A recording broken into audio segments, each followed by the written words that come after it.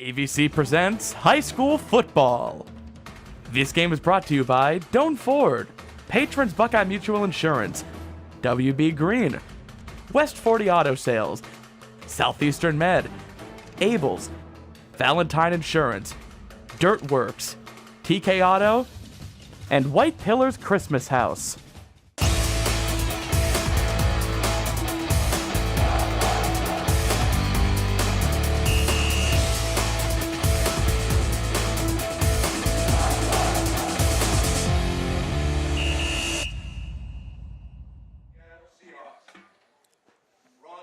And good evening, everybody. Welcome to AVC Sports here on this special webcast on YRP TV. Here live on Facebook, on yourradioplace.com, and on YouTube. Dave Davidson and David Hilliard here for John Glenn Muskie football on the opening weekend on August 19th of 2022.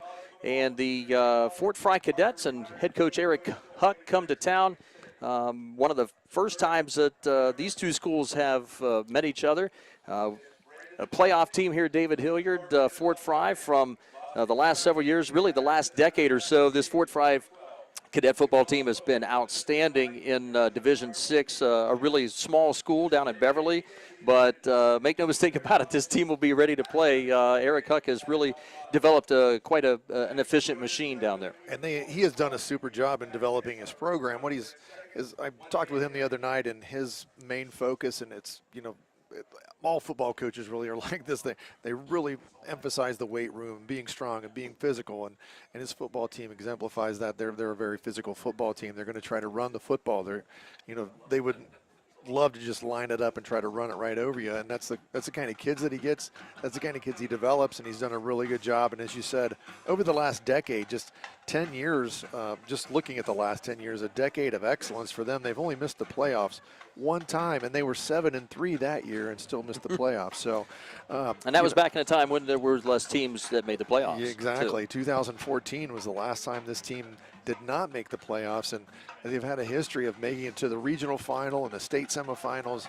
So they've done really well once they've got into that postseason as well. So he's doing a super job there, Coach Huck. And then on the same token here, Coach Edwards, he's done a fantastic job here at John Glenn. He's starting his 8th season, his 7 seasons here. He's 44-33, and John Glenn has been in the playoffs in each of the last 5 years as well, and they've had a little success there. 2017 was their best year. They're losing to the eventual state champion Clinton Massey there. They also lost a game that they basically controlled the first half last year here when they played Meadowbrook in the playoffs. They were up 21-7 at halftime and then just didn't score the rest of the ball game. Meadowbrook scored late to win that one, so that was a little bit of a frustrating loss. And I know that's something that Coach Edwards is using to try to motivate his team for this year. Yeah, no doubt. Matt Edwards was in a situation here, as you said, in his 8th season this year. He was in a situation where he took over for head coach John Kelly.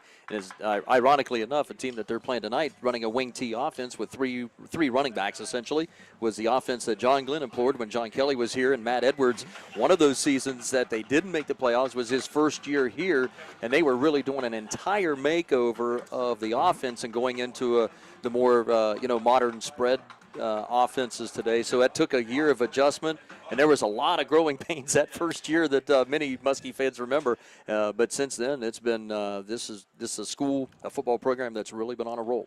And in my expert color analysis tonight, I'm probably going to say that both teams are going to emphasize running the football, and then they'll probably come out and start throwing it all over the place. But both teams, as we said before, Fort Frye really would like to run the football first. Wing T, that's an old running formation that you're going to see, basically in high school still. That's where it's still used the most. But John Glenn, as you said, has gone to more of a spread offense, although both teams starting relatively inexperienced quarterbacks. That's going to be the big thing. And I told you before we got on the air here that I saw Noah Windland play quarterback when he was a freshman. I thought he was pretty good as a freshman. And then, of course, he wasn't the quarterback last year. And he had some injured time himself last year, too. But now he takes over the reins as a junior.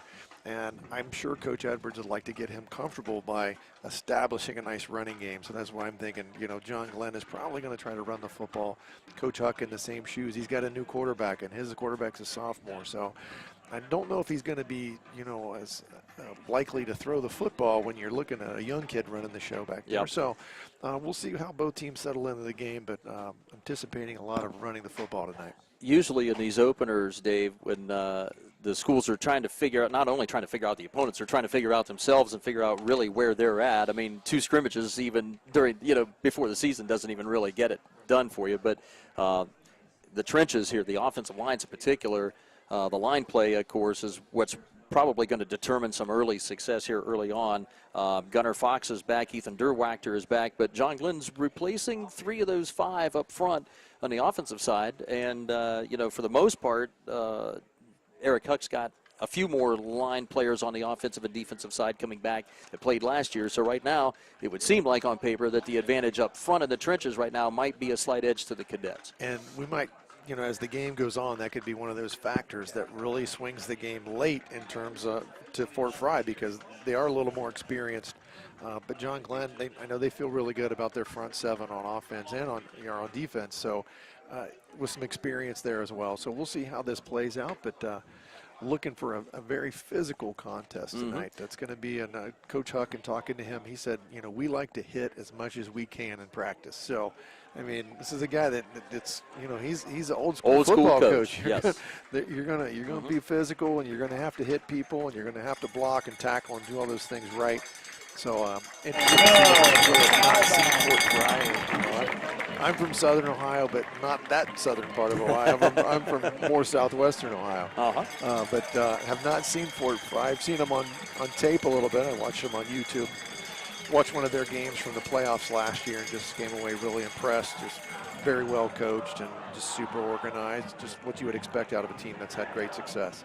Well, one of the matchups I would look for today would be probably the Fort Frye offensive line to see what kind of a surge that they get in their wing T running game versus 3 seniors who are all back on that Muskie defensive line. Gunnar Fox, Blandon Baker in the middle, and Ethan Derwachter over on the other end. A lot of experience upon that front line, in particular for John Glenn, and that's I see that as one of the key matchups today. You're exactly right, and again, John Glenn playing a little bit of a different line, a little style different. They play a 3-down lineman too, so we'll see how this plays out. It'll be interesting to see if Fort Frye can really establish that running game that they like to. And I know John Glenn, he's really like to throw the football, and he's got a nice target out there. It should be really good to see what happens with him. Nathan Walker out there, wide receiver, just watched him play basketball last year. And big body, and just somebody he's going to be able to throw the ball up to, I guess, if he gets in a pinch. Also a big target. So we'll see how they run the football as well. Noah Wellmeyer's gone, so had to do a little replacing in the backfield as well. So interested to see how John Glenn adapt to some new faces and some skilled positions. That's going to be a key for them. Yep. Our pregame tonight brought to you by West 40 Auto Sales in Cambridge. And let's take a look at the John Glenn offensive lineup. Fort Frye won the toss, elected to defer. So John Glenn will be receiving the first half kickoff here to start the season. The John Glenn front 5 from left to right is Nick Zanders, 6'2", 215-pound junior. Another junior at left guard, that's Noah Scheffler at 6'1", 200-pound junior at number 76. Gunnar Fox in the middle, 6'1", 250-pound senior, number 55. Right side of the line is number 71, Clay Mathers, a sophomore at 6'1", 245 pounds. And then on the other tackle on the right side, Ethan Derwachter, number 72, 6 foot, 195 pound senior. Wide receivers, as David mentioned a moment ago, Nathan Walker, a really we expect to be the go-to receiver, 6'4", 200 pounds, a senior. On the other side, Gates Thompson, a junior at 5'11", 170 pounds, number 13. And Lane Hall will be the third wideout in that slot, 5'8", 150 pounds, also a junior. Quarterback Noah Wendland, a junior at 6'1", 180 pounds, will lead the attack for the maroon and white tonight. The running backs will be, the starter should be Lincoln Gilcher, a sophomore at 5'8", 165 pounds, and we'll also see a lot of sophomore Ryder Rock, number 6 at 5'4", 140 pounds, as John Glenn in there. All whites here, as you can see, with the maroon numbers and the maroon JG. Fort Frye in the traditional red, white, and blues. And kicking off here for the Cadets is Zayden Huck. And our kickoff tonight brought to you by John Valentine Insurance. John Valentine Insurance on Southgate Parkway in Cambridge, and I know John will be calling a Cambridge football game tonight. They're on the road. And once again, our thanks to West 40 Auto Sales, our sponsor of tonight's YRP TV pregame here on YouTube, on Facebook, and on yourradioplace.com. Glad you're with us here for this very sunny and very warm and not much of a breeze at all. That flag in the east end zone is rather limp at the moment. Back deep to receive. Ryder Rock, sophomore, along with Lane Hall for John Glenn. And here is the John Valentine Insurance kickoff, fielded at the 16 by Hall. Makes a move at the 25, stutters a moment, and is brought down around the 29. Tackle made there by the Cadets' Murray Stewart, a sophomore. Going to place that. I thought they had it marked at the 30, but it is going to be the 29. 13 yards on the kickoff return by Lane Hall. Now Noah Winland, number 5, will work out of that. Used to call it a shotgun set. Some people call it a pistol. I don't know what the difference between a pistol and a shotgun is in this football formation sometime. It seems like the pistol isn't as far back or something. I don't know. Well, he's walking. So he sets up there around the 23. Logan Gilcher, the running back, behind him. And Gilcher gets the call, working off the left side of the line. Decent yardage on first down and 10, about 3.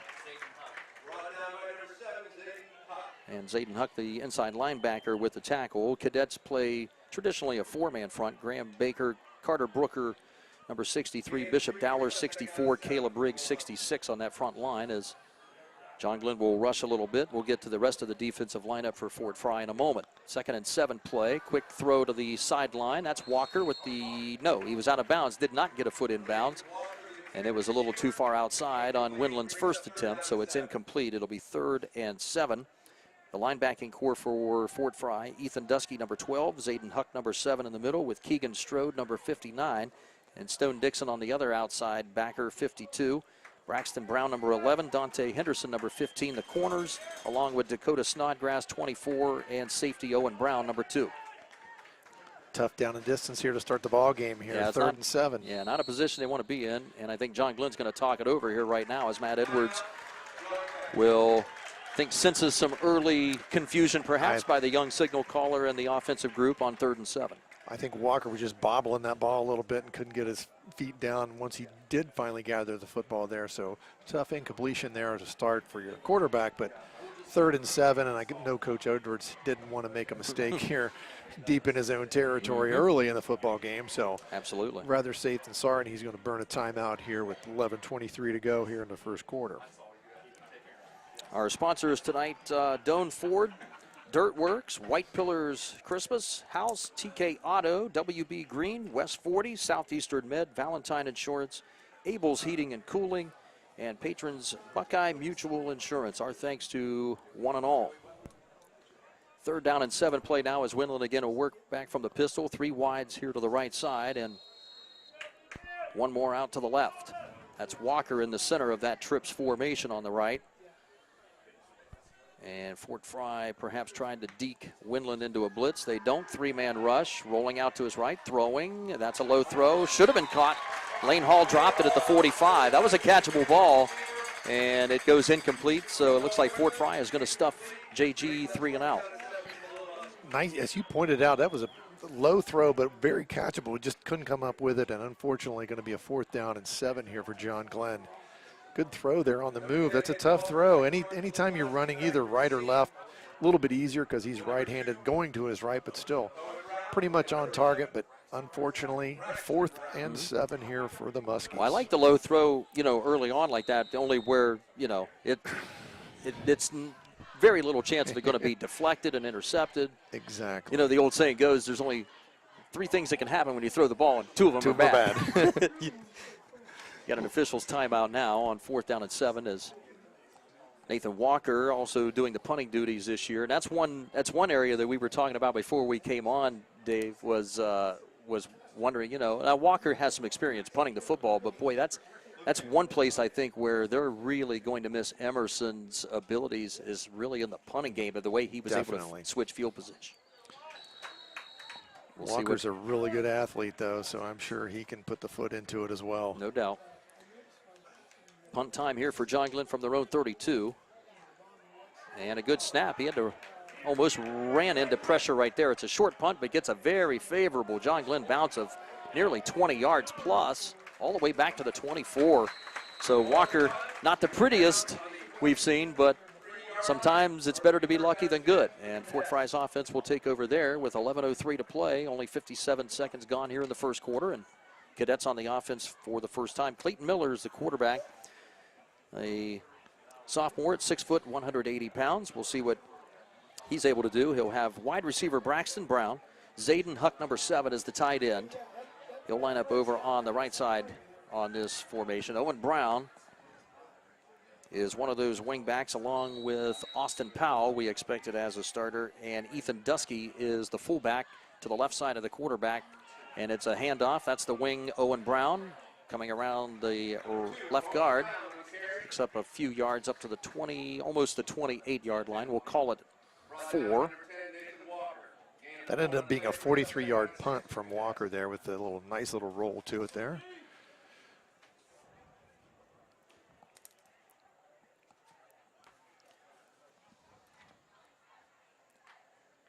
I would imagine at Fort Frye for most of the evening here, they'll take their time and try to keep the ball out of the hands of the John Glenn offense as much as possible and control that time of possession as well. Out of the wing tee, motion man is Owen Brown. Gets it again. Same play as last time. Stopped around the 30. Blandon Baker was there along with Ethan Derwachter to make the first hit. Gain of a couple. And a third and a long 3. John Glenn defense. So it looks right now, as we said, 3 seniors up on that defensive line. Gunnar Fox and Ethan Derwachter, number 55 and 72, the defensive ends. Blandon Baker, a 280-pound nose tackle. Outside linebackers Nathan Walker, number 10, and Cameron Barnhouse, number 3 on the far side. And a 3rd and 3 play. Quick throw. It's up high, and it's pulled in. That's good for Braxton Brown. Made the catch. First down. WB Green Insurance first down for Fort Frye at the 37, and a gain of 4. That was a little bit high, which one of you talked about earlier. That's one of those that's kind of scary. If the angle that we had right here, it looked scarier maybe than it really was. And the defensive back was closing in right there, too, ready to make the stop. So not much space there, a little bit high, but was completed for the first down. New set of downs for Fort Frye as they have the game's first down. 9:25 to go in the opening quarter. It's a handoff to Austin Powell, the wingback coming around the right end, and he was stuffed in the backfield. And Cameron Barnhouse was back there along with Connor Sensabaugh, junior linebacker, combining on that stop. That's a loss of 4 yards. Nice defensive surge there by the line, and that really stopped that play cold. Nice down and distance situation for the Little Muskies defense right now.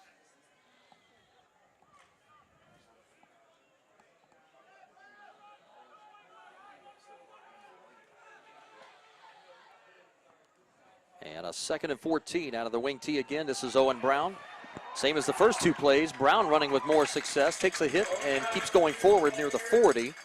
Lane Hall finally came in and finished him off as Nathan Walker wrapped him up first. That's a gain of, we'll call it 7.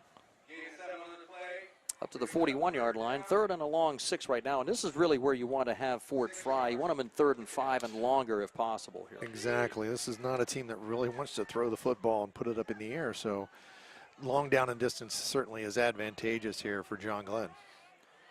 Braxton Brown is the wideout, the senior at 6 foot out to the far right side, and on a little counter play, Owen Brown again takes it just past the line of scrimmage, gets 1 yard or so, and he was hit by several Muskies.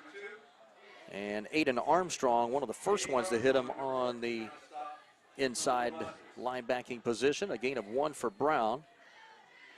So you would assume it's punt time here for Fort Frye now after picking up a first down. Clock running at 7:45, no score here in this opening quarter from New Concord at John Glenn High School field. Unless Coach Huck's really wanting to roll the dice here, but no, dropping into a little punt formation here. 4th and 5. They did get 1 first down, but John Glenn did stiffen there on defense and managed to get him here in a punting situation. Punter's Dusty Dye for Fort Frye back at his 30. Good snap, not much pressure there, and a good punt away. Fair catch is called for by Lane Hall, and he makes it around the 18-yard line. So a good change of field position by Fort Frye. And they'll turn that into about a 40 to 41-yard net punt. And we'll see what John Glenn's offense here now, Dave, could do with their second time around. Still looking for the first down. Looking for a better production on first and second down there. I know they got in that tough down and distance and then just couldn't make the plays they needed to. Those first, that second down throw and the third down play. So hopefully they can get something brewing here on first down and get a nice down and distance for your quarterback. First couple of throws by Wendland out of the gate. They're on target. They look good. They're right there. They're balls that really he should be 2 for 2 instead of 0 for 2. Gilcher remains in at running back. About 1.5 yards behind Wendland. And they'll hand it off to him off the left side. Hit at the line of scrimmage, surges forward, picks up about 2 or 3. We'll call it 2. They're going to mark him back around the 21. This defensive line for Fort Frye, even though they're a smaller school, doesn't mean they're a smaller bunch up front in that front 7. They're going to be tough to move. Coach Huck has done a nice job developing his linemen, that is for sure, and does it through the weight room. That's one of the things that he talked about on the phone with me the other night. It's the kids work hard in the weight room, and then the physicality, they try to hit as much as they can in practice. Second down and 8 play now. And a handoff again, Gilcher. A little more space this time, but takes on a hit, and that's a great tackle by Keegan Strode, the inside linebacker, a junior for Fort Frye. Strode and Huck on that number 59 and number 7, respectively, in that interior defense. A gain of 3 for Gilcher. That'll bring up 3rd and 5 now around the 24-yard line for John Glenn. So again, John Glenn's going to have to spread this defense out a little bit here on the outside. Halfway through this first quarter, still no score. Possession number 2 for the home squad. Nathan Walker is all by himself out here to the far wide right. And a snap back, good protection for Wendland, and he's looking for the home run ball. One-on-one coverage down the field, and a little bit underthrown. That allowed the defender there to have some makeup speed and able to catch up to it. Was Dante Henderson in coverage for Fort Frye. The intended receiver for John Glenn was Kobe Shade, a junior at 5'10". One of those that I was looking, maybe there could have been a flag because the defender never looked back for the football, just had his hands up, but I really didn't make contact before the football got there, so incomplete pass, as you said, a little bit underthrown. So Walker back into punt formation again here for John Glenn. So John Glenn 3 and out for the second time, and Walker will run toward his right side with a yep, that's going to be a penalty on Owen Brown. Called for the fair catch. Brown did around the 43-yard line and then took off and ran. So Owen Brown's not going to win his case here. He definitely waved the arm. That was definitely a call. Everyone in the stadium, I think, saw that one here this time. Clock stopped at 5:36. This will be, I think it's a 10-yard penalty back from where the catch was made, I believe. But he didn't mean to. That's what they always say. We hear that a lot during the year.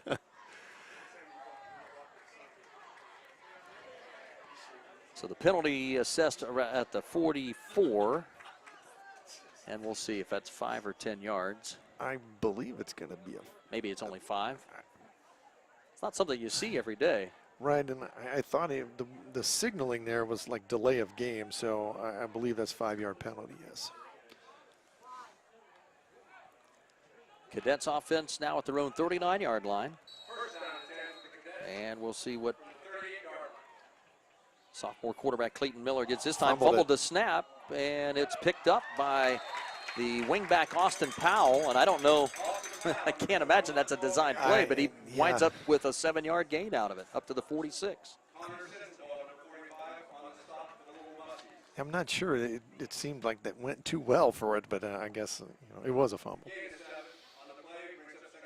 So nice job by Austin Powell, just being the right man on the spot. Senior wingback at 5'8", 160 pounds. 2nd and 3 play coming up for Fort Frye. 5-minute mark of the first quarter. 0-0 between John Glenn and Fort Frye. Opening weekend of high school football. And a play action rollout. And looking down the field, right side. Got a man. Zayden Huck, the tight end. Caught it at the 30. And is in the red zone of John Glenn. They'll mark him back at the 21-yard line.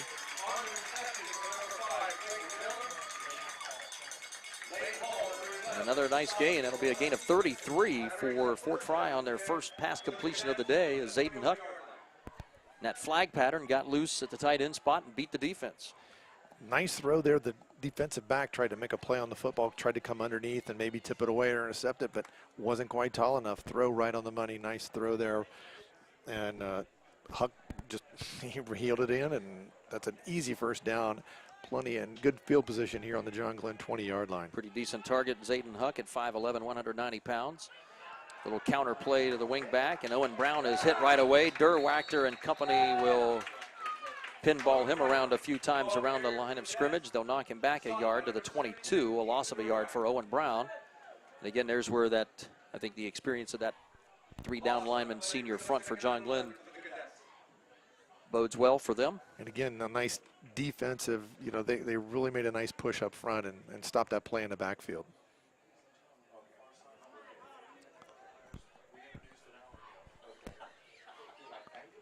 Second down, 11 play. And straight ahead, that's the fullback Ethan Dusky with his first carry of the day, and that's a good one. Picks up 7. He'll be stopped at the 15. That's the bread and butter of Fort Frye's wing T offense right there. They would love to they would love to be able to hand it off to 12 and 2 all night long and get 5, 6, 7 yards a pop every time. Got out of a bad down and distance there with a nice play here. Brings up a 3rd and 4 here for Fort Frye.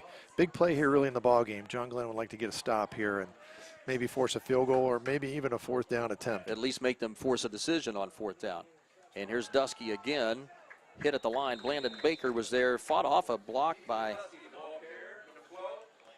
Caleb Riggs, who had him really tied up helmet to helmet. And Blandon Baker did a really nice job of the offensive lineman still draped on him, was still able to make the tackle after a gain of just 2 yards. Interesting call here now. Looks like Fort Frye's going to go for it, Dave. And as you said, brings up at least a decision here. What are they going to do?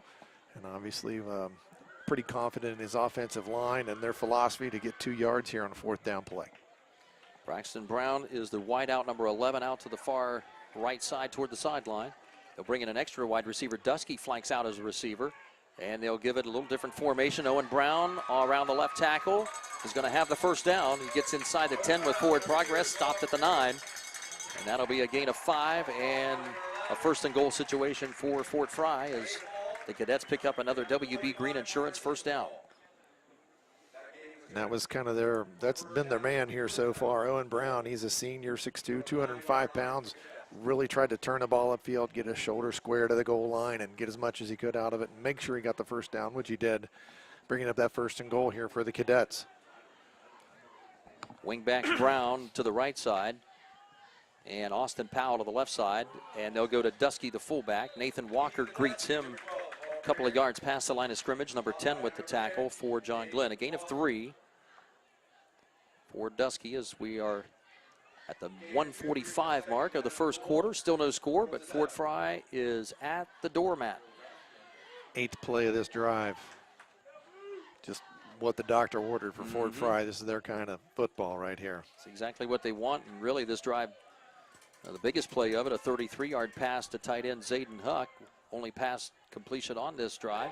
That's a fumbled snap, and the quarterback able to dive back on it near the 10. as he was being swarmed under by linebackers Sensabaugh and Armstrong, number 45 and 14. Boy, tough play there. Bad snap right off the bat, and lucky they did get it back. John Glenn just couldn't react quite quick enough to jump on that one. But that's a big help for the Muskie defense here. Yes, it is. Fort Frye just gives away a play and gives away 5 yards. I'm sure their mindset is that they got 2 downs here to try to get this. So they're trying to get something positive here on this first down or this third down play, at least get closer. Ethan Dusky, the fullback, rolling out. He'll follow Dusky around. The quarterback, Clayton Miller, is hit around the 6 and gets to the 5. They'll mark him down at the 4. Gain of 6 for the quarterback right there as he just weaved his way for some yardage to get back what they had lost on the fumble a moment ago. Now 4th down and goal. Time winding down here in the quarter, too. 24 seconds left, 25 on the play clock. So I think Fort Frye might just come over and have a conversation about it. Well, and Fort Frye is going to switch ends of the field here, and they're going to force John Glenn's defense to look into that sun toward the west Yes, side here, too, are. on this 4th down play. Don't know if that has any strategy to play in it or not, but that's what they're electing to do as time winds down here in a scoreless first quarter from John Glenn High School Field here in New Concord. So we've played 12 minutes in the books, no score. We'll step away here for just a second. Our coverage on YRP TV and on YouTube and Facebook and on yourradioplace.com will continue in a moment.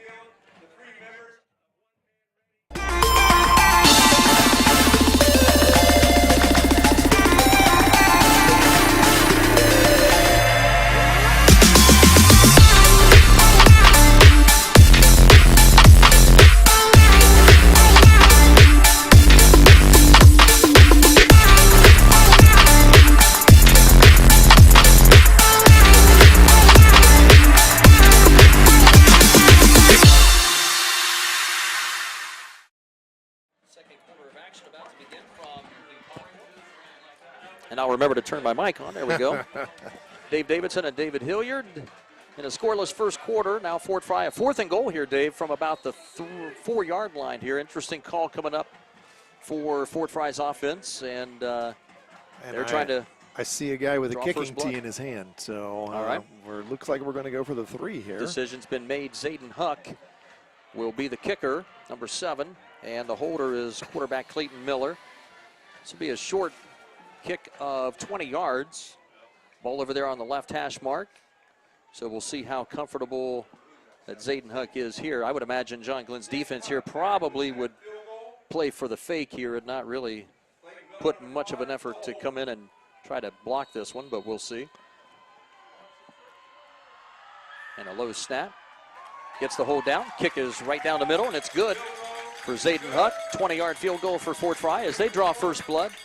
5 seconds into this second quarter, and a 3-0 early lead for the Cadets of Beverly. Our first scoring play of the game gives me a chance to 20-yard field goal there with just first play here of the second quarter. But the first quarter statistics offensively, Fort Frye with 36 yards rushing, 39 yards passing, which, okay, my expert color opinion was there was going to be more rushing yards. But again, that was one big play, 33 yards that they hit on that passing. So 75 total yards there for the Cats in the first quarter. For John Glenn, they had 8 yards rushing, and that was it. Incomplete passes, 3 incomplete passes there, and 3 rushes for 8 yards. They only ran 8 plays, and that's not good. The remedy here for John Glenn is to move the sticks. They got to find a way to get some first downs. They only ran 8 plays to the 16 that Fort Frye ran, so they ran twice as many plays. And again, I'm going to give your defense a chance to get a little break in there, but at the same time, field position, the exchange of punts, and then Fort Frye hit the big play. So, John Glenn's got to find a way to move the chains, to get some first downs, to get some offensive rhythm going here in this football game. Slow start for him right now, but you expect really with just the style of offenses that Fort Frye is probably most days are going to control the time of possession too and keep the opposing offense off the field. But then when you drop a few balls and give that other team the opportunity to keep the ball, it's going to work for them. Another kickoff here brought to you by Valentine Insurance on Southgate Parkway in Cambridge. And Zayden Huck, after that 20-yard field goal, will kick this one down to the right hash, fielded at the 18 by Lane Hall. Zigzags his way up the hash mark to the 34 with his second, we'll call that a 15-yard return for Hall. Muskie offense will start now for the 3rd time, still looking for a first down. Nice little return there. Caught that moving forward, which is a good sign for the returner, even though he was looking directly into that sun. I mean, that sun, it's pretty tough when you're on that side of the field. You're kind of looking back right into it here. Good catch and good return there to get little Muskie set up here on the 33. Winland back in the pistol. Logan Gilcher, the sophomore running back behind him. 3 wide receivers. And they give it to Gilcher. And Gilcher is wrapped up right away by defensive lineman Caleb Bailey. 6'3", 252-pound senior up front. Gain of 1 for Gilcher up to the 34. And that's a 3rd consecutive run on first down for the Little Muskies. I'm looking for maybe a little bit more offensive diversity there on first down. Gates Thompson, number 13, Lane Hall, 11 on the left side. Walker out to the right side. And looking Walker's direction. And the corner giving a lot of respect out there. Braxton Brown with the tackle as he wraps up Walker near the first down, around the 42. He'll be a yard short after a gain of 8. Again, another good throw from Winland, right on the money. He's thrown the ball on target tonight, so. That's first completion? First completion, though. Yep. 1 for 3 on the day. Now John Glenn just wants to see these orange markers across the field move toward the west for the first time.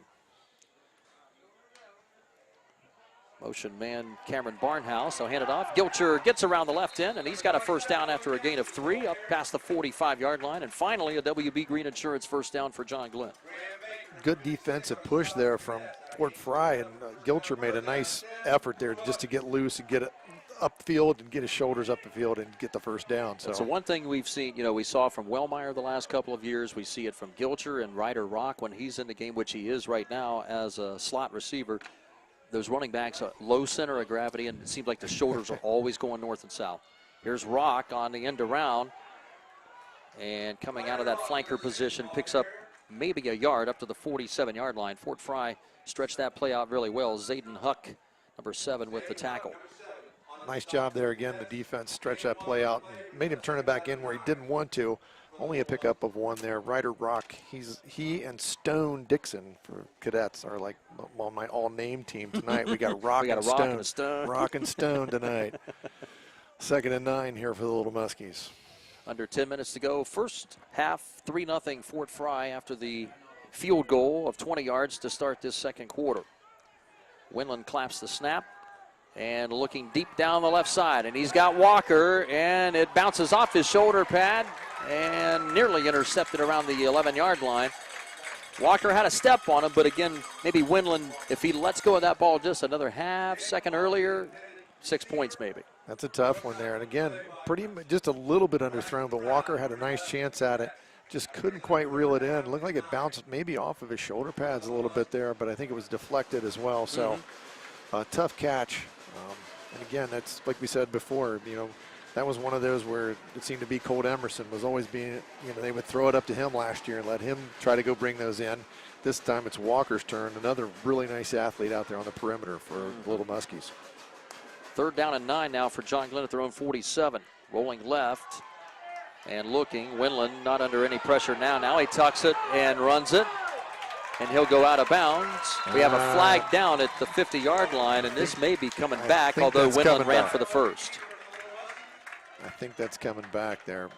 Nice decision from Winland. He didn't see anything, and then all of a sudden just turned it upfield. Nice gain there.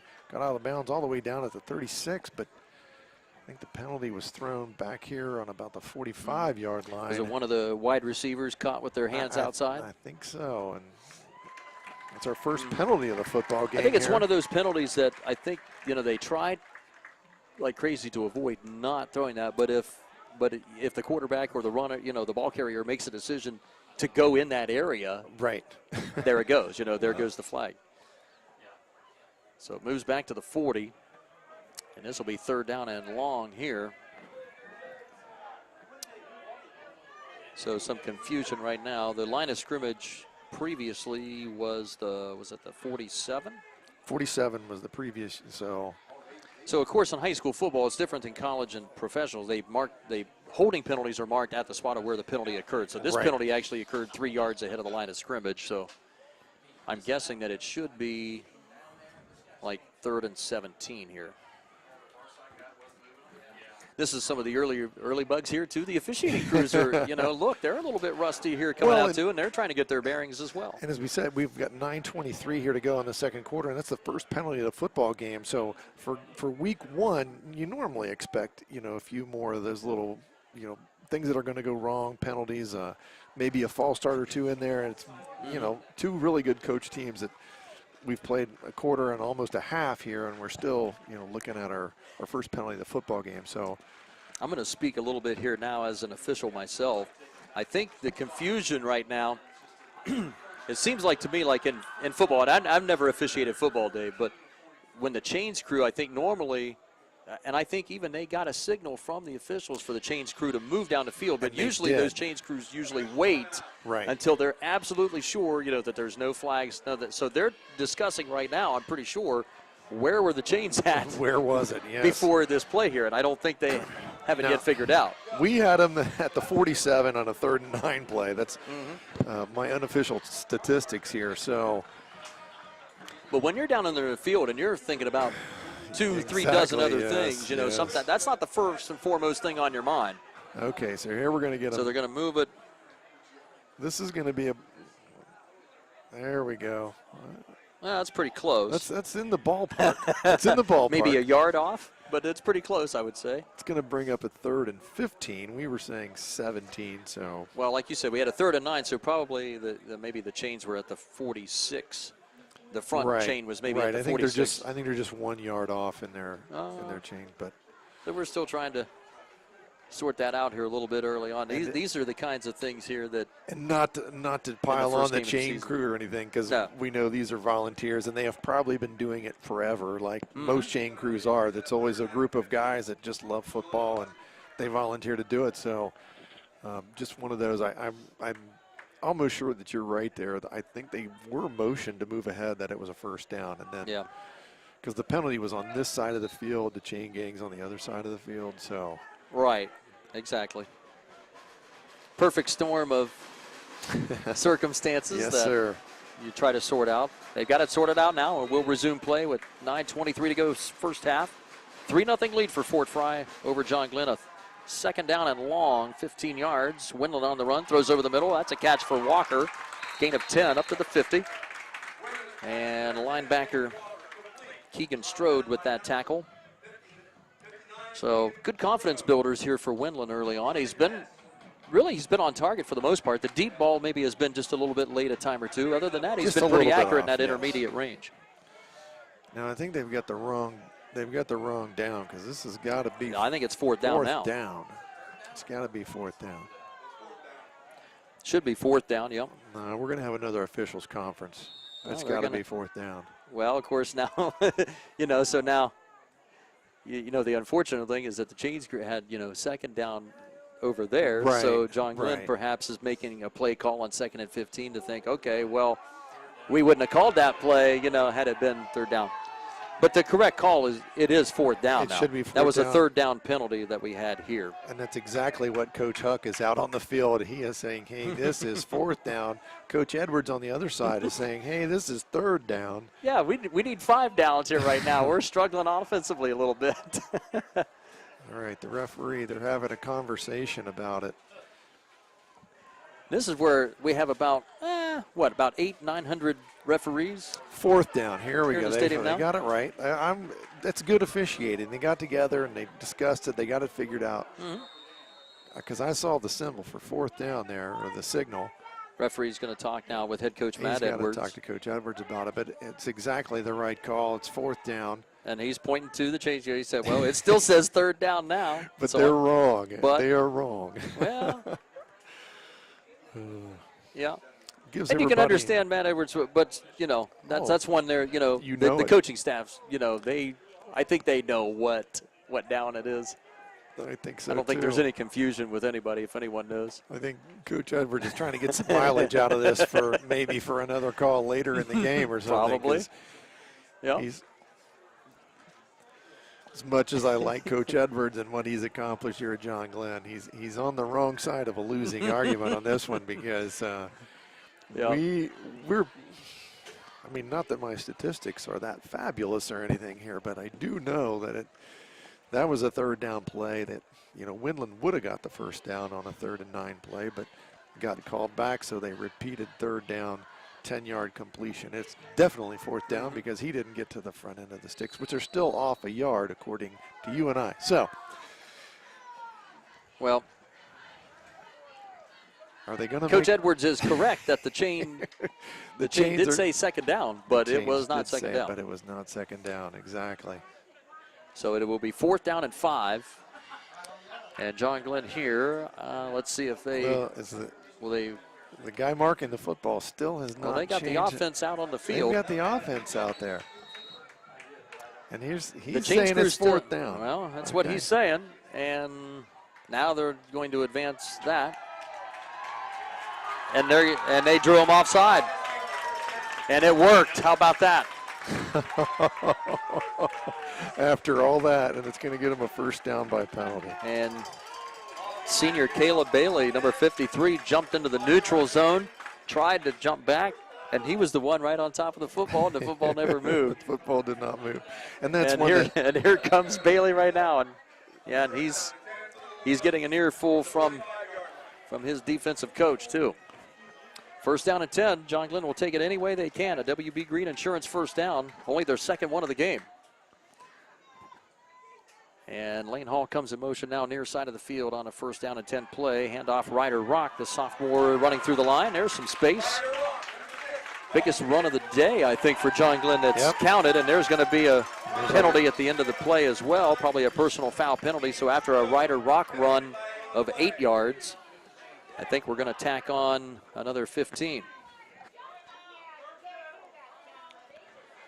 And Dante Henderson, number 15, trying to plead his case, but he and looked like Gates Thompson, the wide receiver, they got tangled up. They got tangled up somehow. Just carried on their one-on-one battle a little bit too long. Is it going to be one of these offsetting deals where they call one on each player, or are we just...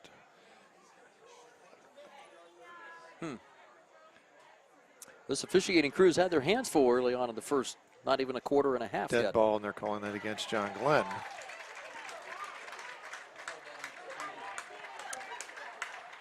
So apparently it was on Gates Thompson.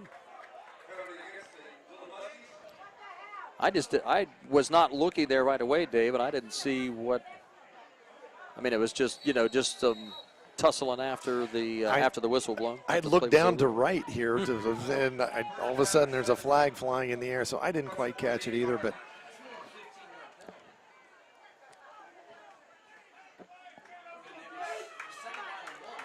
so second down, 17 now.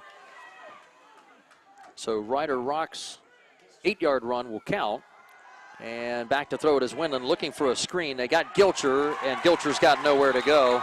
And he is thrown down immediately by Caleb Riggs. That'll be a loss of 5. Trying to run that little screen there, and the defensive lineman just baited him into throwing it. He wanted him to throw the football to him because he had read the play. He was waiting for Gilcher, and he wrapped him up to force that big loss there. Another loss of about 5 yards, as you said. So ball placed at the 43-yard line of John Glenn, and it is now third and a bunch. 22. Third and a bunch here.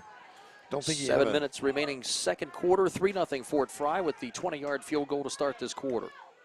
And Windland sends 3 wide receivers deep. He's looking deep right. Up for grabs, one-on-one with Nathan Walker. Jump ball, pulls it down as he inbounds at the 20. Yes, he is. Catch is made, and the prayer is answered for John Glenn.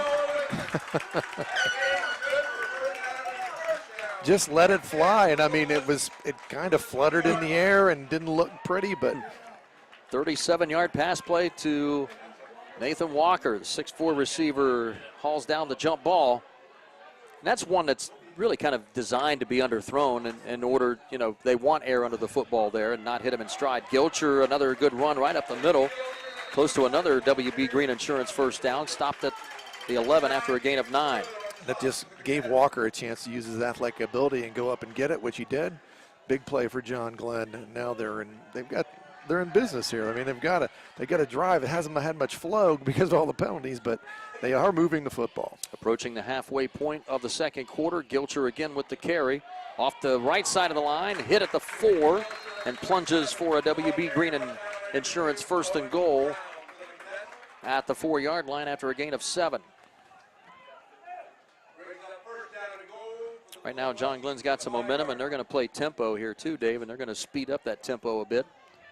Gates Thompson, Lane Hall, the receivers to the left side, Walker out to the right.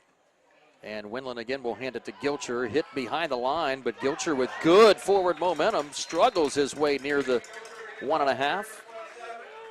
Picks up a couple there. That looked like it was kind of a high snap, and they did a really nice job of getting the ball handed off there. So good play from quarterback and running back there to get some positive yardage, get it down there almost to the end zone. And Windland again from the pistol with 3 wideouts. Gilcher in the backfield. Logan Gilcher, sophomore back, takes it. Did he get forward progress? Stood up near the goal line. Fort Frye said that they've recovered a fumble. And let's see how the pile unfolds. I think there was a lot of, there They're was gonna a say the ball whistle was blown down. before that happened, Yep, yes. ball is down, so only a gain of about a half yard for Gilcher. They stop him at the 1. What down is it now, Dave, you know? Third, it's third down. Quick quiz. It is third down. Third down, okay. Steve Kogel agrees. We got two up here that agree. That's a good trivia question too. What was the college football game that had they've had the 5 down situation? I just saw that last year sometime. They had 5 downs. And Gilcher off the right side of the line. He's in for the touchdown, a 1-yard plunge. Sophomore Logan Gilcher gets the Muskies on the board, and they take their first lead of the game at 6-3 with 4.5 minutes remaining here in the first half. Went to the well 3 straight times, well, really 4 straight running plays, 5 straight running plays there with Gilcher to get it into the end zone. So not much yardage there, but tough yardage there gained from Gilcher, and a nice touchdown, a long drive there, including the penalties, 16-play John Glenn drive. Fort Frye has had the ball for 1 play this quarter, and that was their field goal they kicked on the first play of the quarter, and there's only 4:31 to go until halftime. This drive started with 11:55 on the clock, and they burned 7 minutes and 24 seconds off. That's the kind of a drive you'd expect to see out of the red, white, and blue, but John Glenn cashes in. Here's Evan Rector, and his point after attempt no good. So the score remains John Glenn 6, Fort Frye 3. 4.5 minutes remaining in quarter number 2. And we thank you all for watching here on YRP TV, on yourradioplace.com, on YouTube, and on Facebook. Our sponsors for this evening's opening kickoff contest: White Pillars Christmas House, Dirtworks, Valentine Insurance, Southeastern Med, Abel's Electric Heating and Cooling, West 40 Auto Sales, Dirtworks, WB Green Insurance, Doan Ford, and Patrons Buckeye Mutual.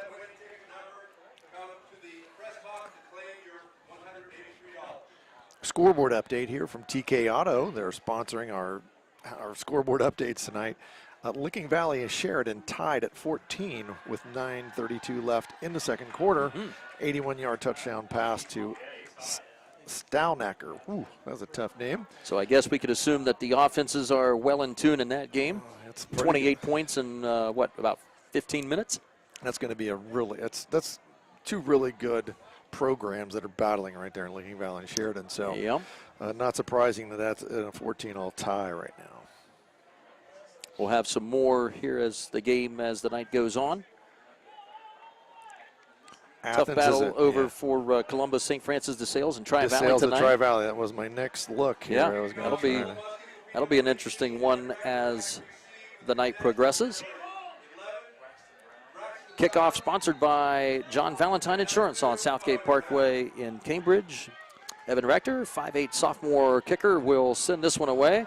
And he pooches this one. Tried to catch Fort Frye a bit off guard, but it's fielded there by Fort Frye's number 50, Trevin Nicholson, a sophomore blocker. And he'll give Fort Frye the football at the 47-yard line. Another TK Auto scoreboard update. In that Tri-Valley DeSales game, DeSales leads at the end of the first quarter 14-0.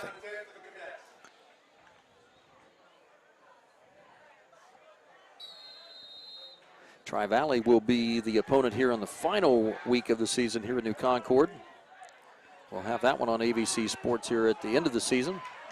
Catch is made out on the right flat. Nice job by Braxton Brown making the grab. That'll be enough for a first down. Gain of 10 at the John Glenn 43-yard line. Lane Hall with the hit out of bounds.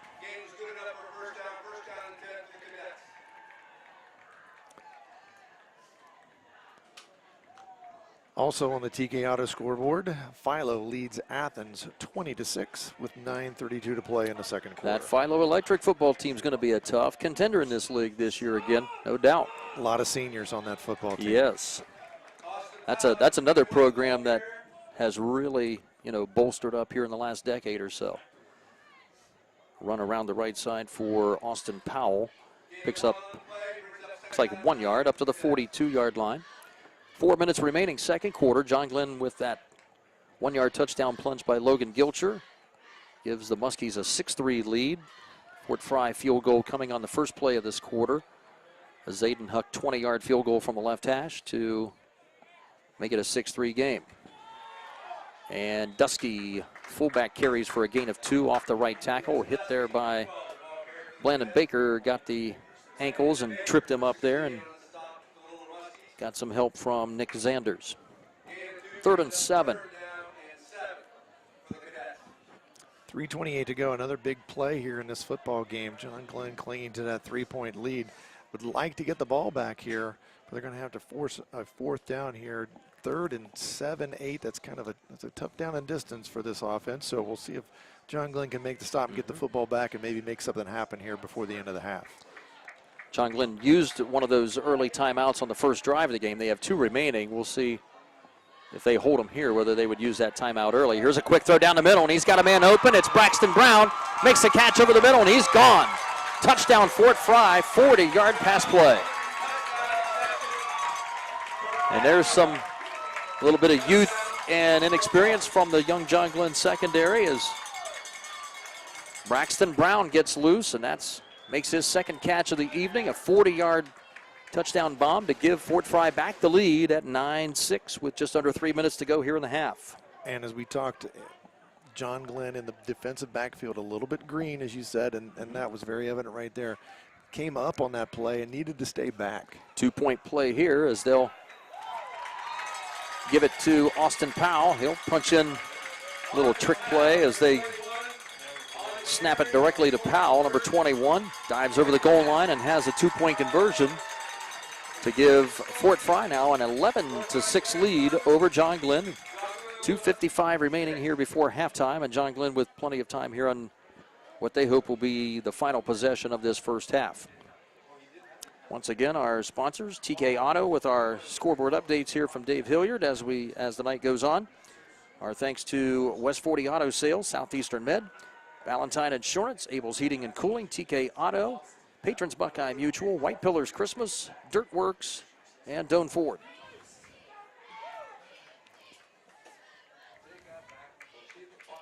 Just a little sliver of sunlight still sliding through the east end of this field. We'll be totally in the shade here in just a couple of minutes. So the John Glenn offense not off to the best start here so far, Dave. Some sputters in between. They had the benefit really of a couple of both teams, really the points have come off of big pass plays, Yes. interspersed in with a lot of the running game.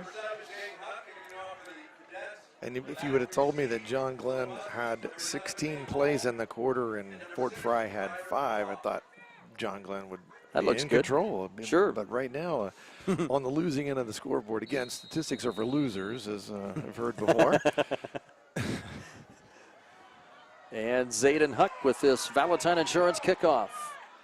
He'll bounce at the 19. Scooped onto one hop by Lane Hall, and Hall is hog-tied down by Owen Brown at the 23-yard line. Nice open field tackle by Brown, proving he can play some defense as well as run the ball. So John Glenn 77 yards away from the goal line, 2:49 to play first half, trailing 11-6. 2 timeouts and the way the clock stops after first downs in high school football. That's plenty of time to get something going here before the halftime. Logan Gilcher remains in at running back. Gates Thompson, number 13, near side receiver, along with Andrew Glob. Nathan Walker to the far side over in the shadows. Handoff Gilcher. Lots of room off the left side of that line. Takes a hit.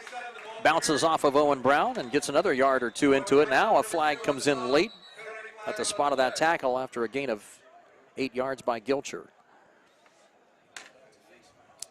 And that's probably going to give John Glenn another WB Green Insurance first down, and it will. I think it was a face mask. It's a personal foul, but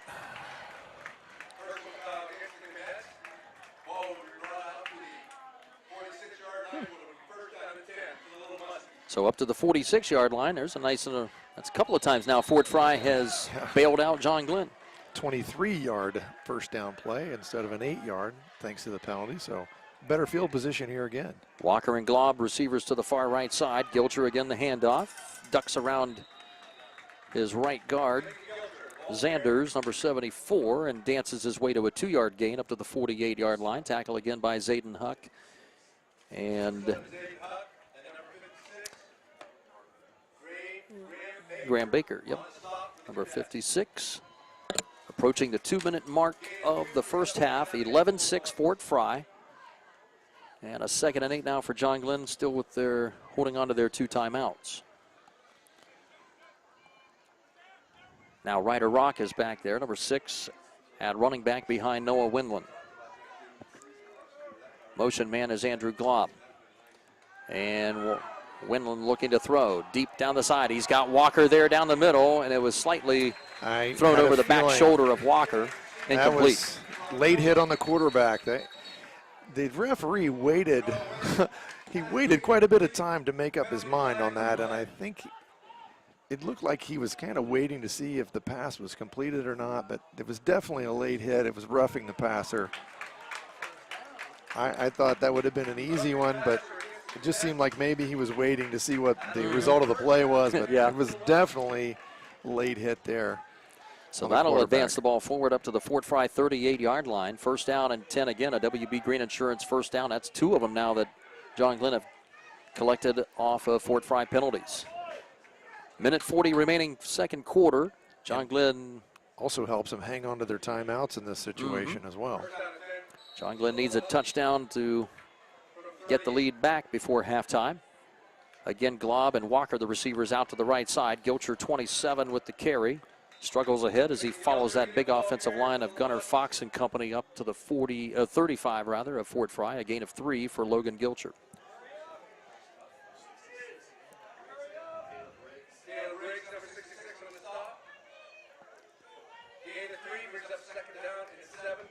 By the way, Mark Dolick's doing a splendid job of running this play clock tonight, too. Don't you think so? Outstanding. Motion man is Barnhouse, number 3. Gilcher with the carry, eludes a tackle behind the line of scrimmage, and Gilcher does well just to get back to the line. And we'll see if John Glenn elects to burn one of those remaining timeouts here on 3rd and 7 from the Cadet 35. I think they might just be holding on to it, because if they don't pick it up here, they really don't want to leave time on the clock for Fort Frye. If they still have their timeouts, they have some opportunity to take some shots here, but they got to get this first down here. From the pistol again, Winland with Gilcher behind him. And looking, fakes that throw, looking for Andrew Glob down the sideline. He's got him in double coverage, and it was just a little bit late, incomplete as he was knocked down at the 9. Braxton Brown and Owen Brown combine on the hit on the wide receiver Glob. A little bit of deception there. They tried to make it look like they were trying to throw the quick out to Walker and draw the defense in, slip that other receiver behind that. But just nice coverage there from Fort Frye, nice reaction Well, there. you know, it kind of, from what I saw, it looked like it delayed the play a little bit, is that when Glob was trying to get outside, he took just a bit of a shoulder hit from the defender, and it just stopped his momentum and his progress just enough to throw the timing off of that play. It made it just a little bit later as well, and the defense can get over and knock that pass away, or at least get a hit on the receiver and knock it loose. So John Glenn will go for it here on 4th and 7, 27.7 seconds remaining. 3 wide receivers. John Glenn will burn one of their timeouts remaining. Extra wide receiver Caleb Larrick, 6'6" junior in there, number 81, came in as an extra receiver. So another really big target out there on the perimeter. And Caleb, after watching him play basketball last year as a young kid, I was really impressed with his hands. So it doesn't surprise me that he is a receiver in football.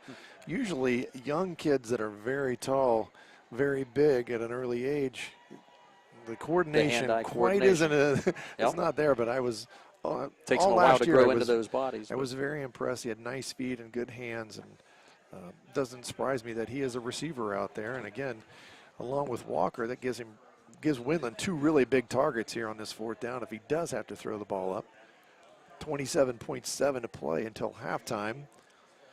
And John Glenn only needs 7 yards here for a first down. So this Right. is certainly, I mean, this is not a down and distance that is super challenging for John Glenn here, but we'll see if they use, Walker or something as a decoy to send him deep and kind of stretch that defense out and maybe open up something intermediate range over the middle.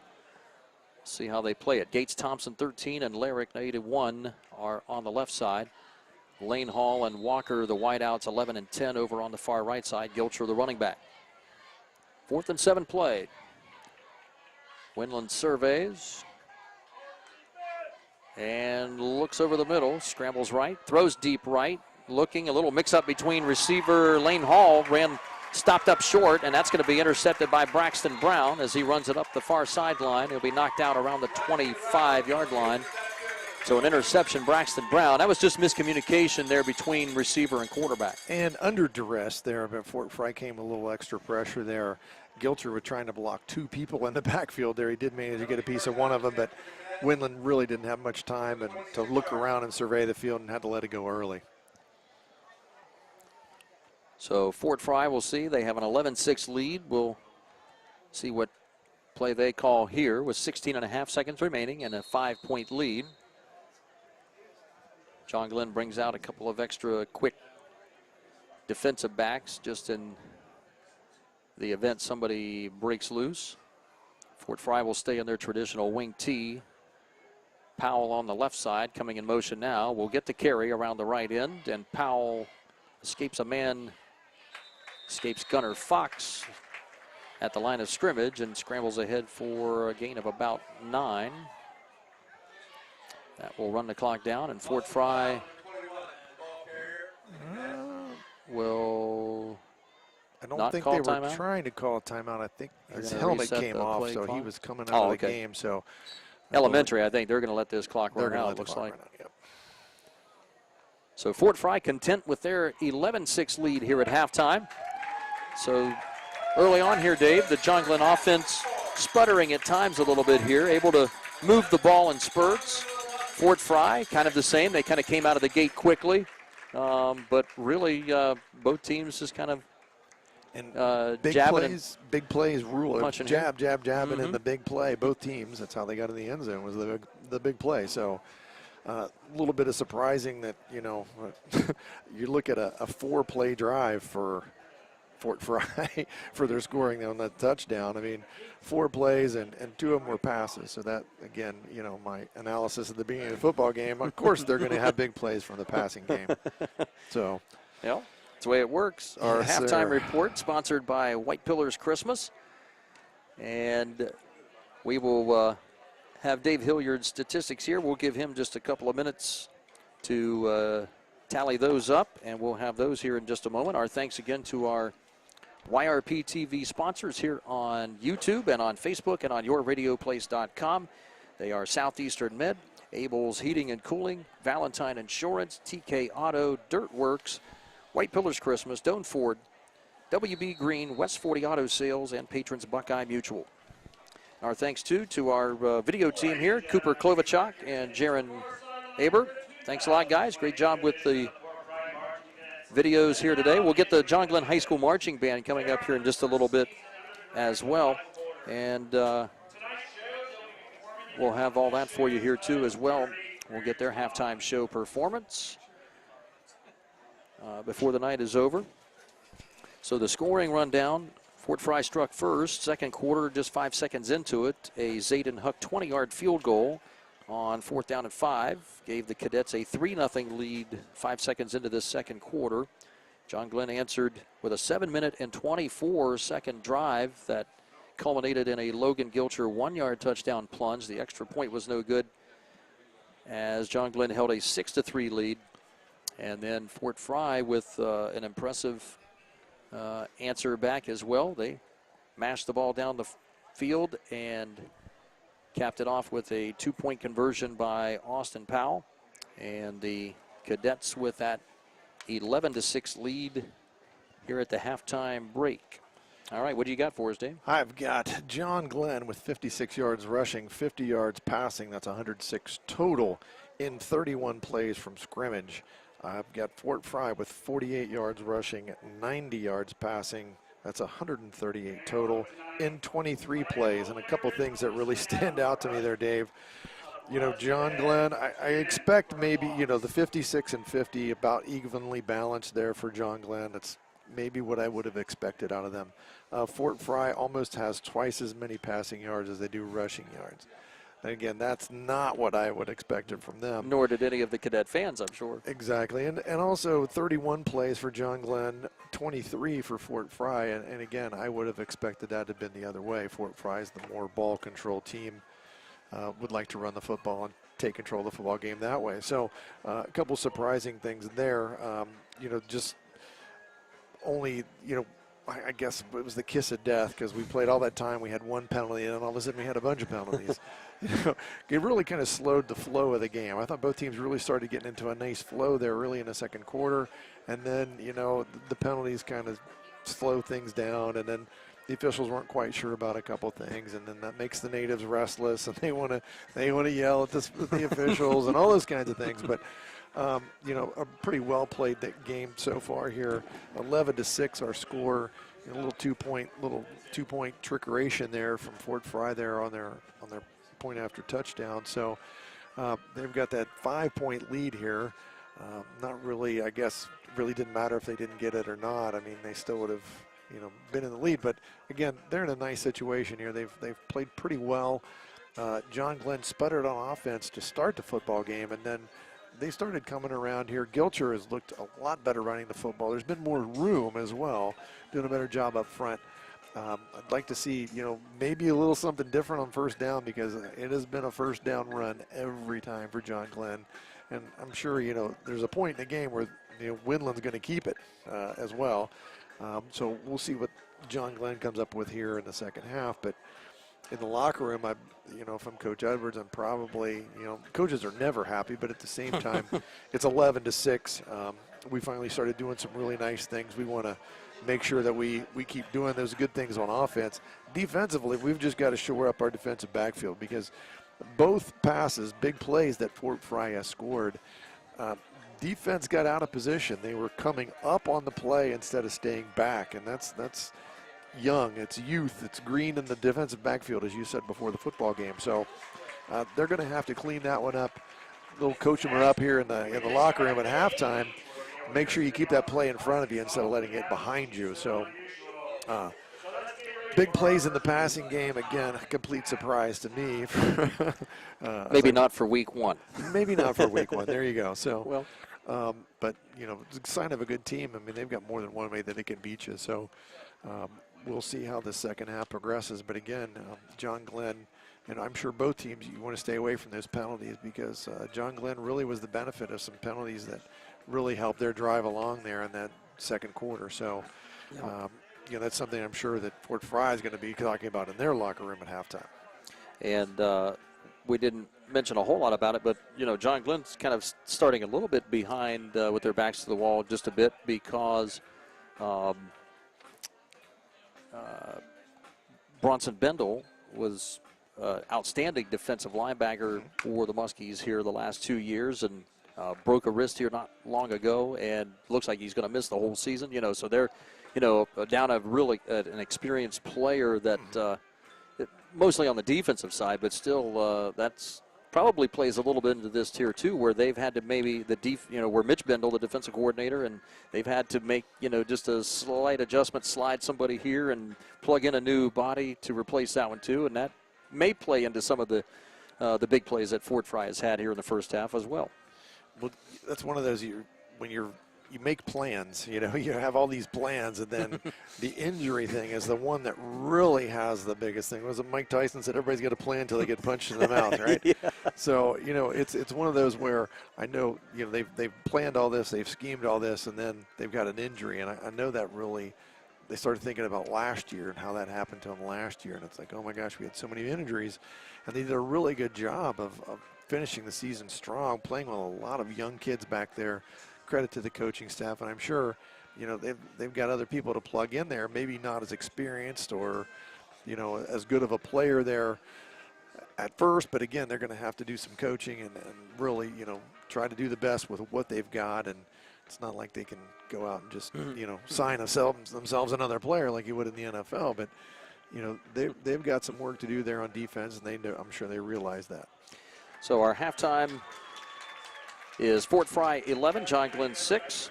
Also, too, Lock 9 Pizza sponsoring our player of the game for this evening. They'll receive a free small pizza along with down on Route 60 and near Duncan Falls on Main Street. So Lock 9 Pizza sponsoring our player of the game tonight here on YRP TV as well. Our thanks to them.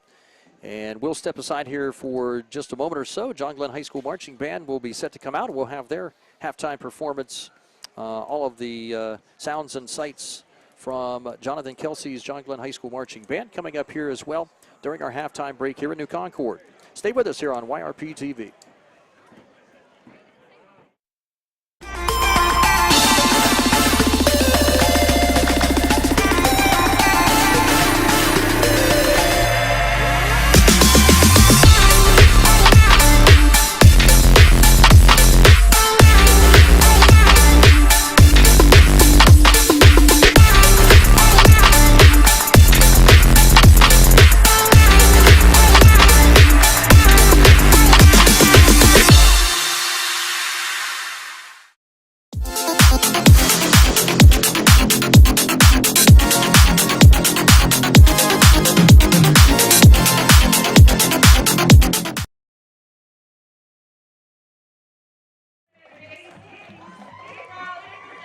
All right, guys, thank you. Cooper Klovichuk and Jaron Aber on our YRP TV video crew tonight. Nice job, guys. Thanks a lot for everything. We appreciate it.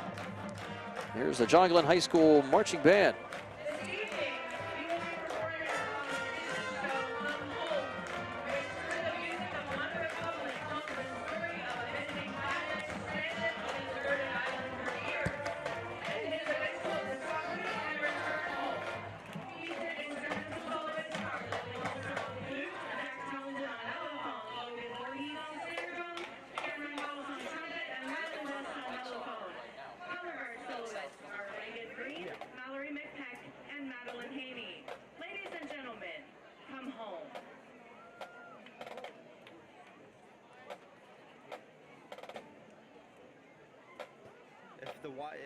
If you need a shot and the wide shot's not good, I have it all. I also.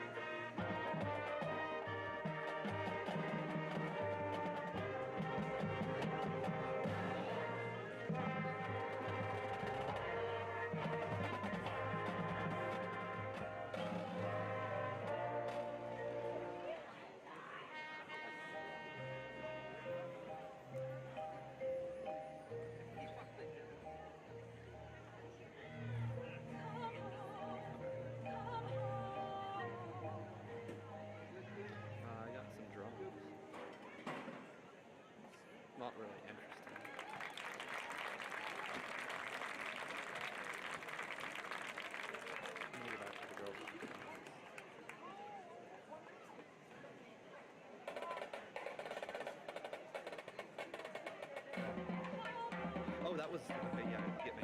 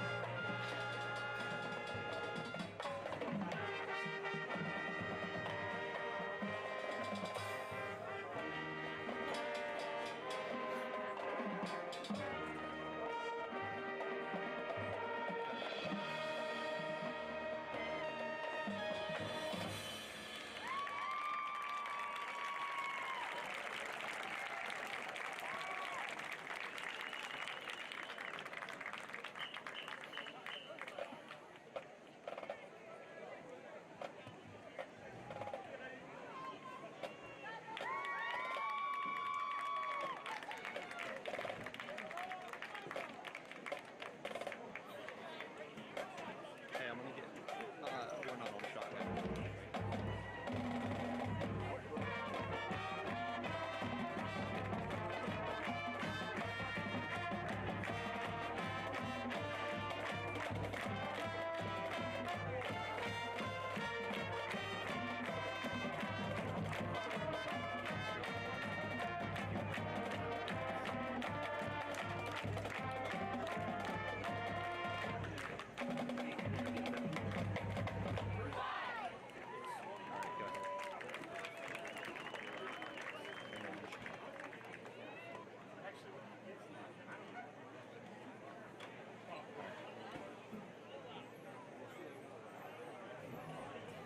I'm tired of staying.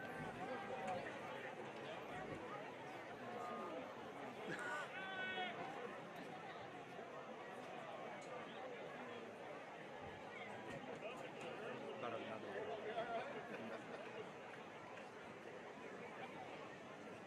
We got 147.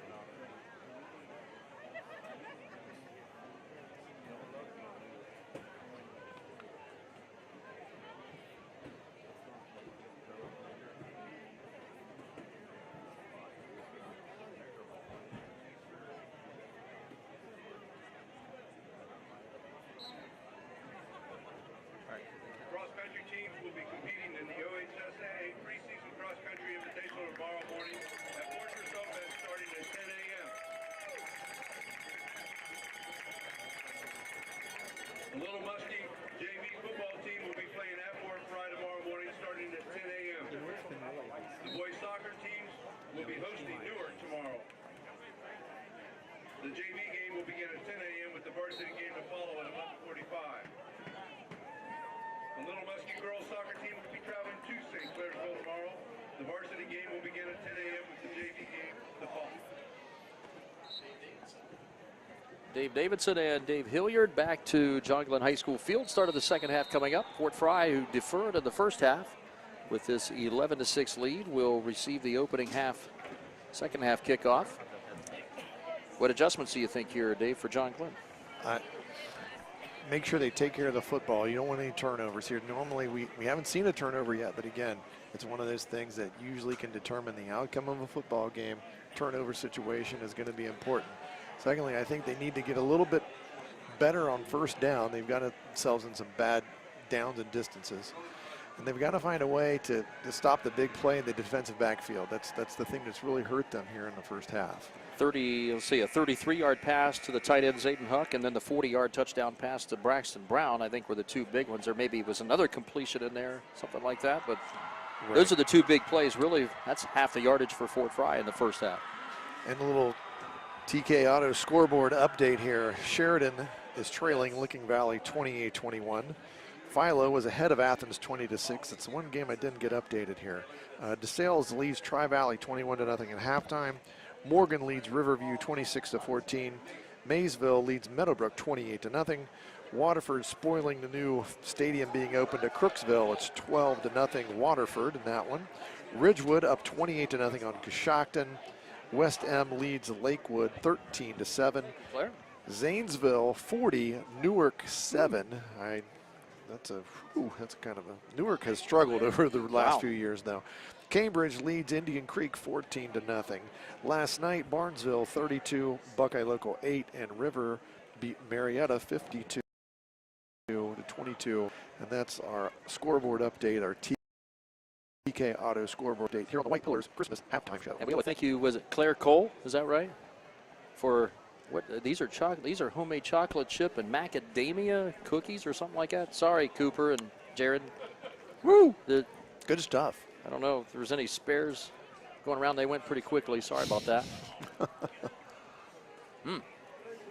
If we're not talking, it's because we're eating. What do you mean, we? I'm trying to hide it. Hey, they did get the lights on. All right, well, I was wondering. We were wondering. Athletic Director Michael Dunlap, he remembered to flip the switch. We're good. Paid the bill. Life is good. Beautiful opening night. We've had some hotter evenings. It's about, I mean, that sun was pretty potent today, even though the humidity has been down a good bit this week. But it's really for a near mid-August Ohio day, you couldn't have asked for much better. I mean, it's currently I've got a 75-degree temperature. Oh, meteorologist reading. Dave Hilliard. Yes, okay, sir. We've switched hats. Good. My family will assure you that I am, in fact, an amateur meteorologist as well. I'm going to have to ask an in-law in particular about that.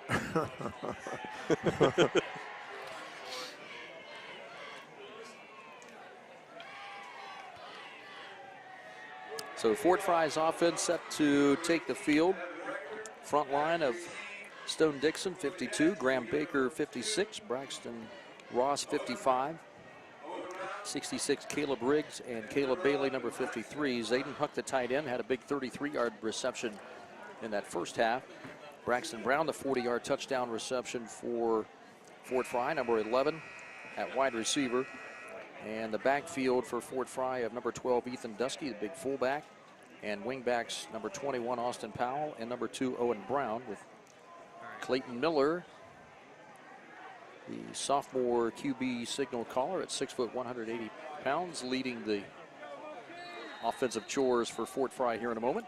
Kickoff sponsored by Valentine Insurance on Southgate Parkway in Cambridge. And the kickoff by John Glenn's Evan Rector, the sophomore, fielded at the 23. Owen Brown going to the far sideline, has some space. Look out, he could be gone. He stays inbounds, and he is out the door. Touchdown, Fort Frye.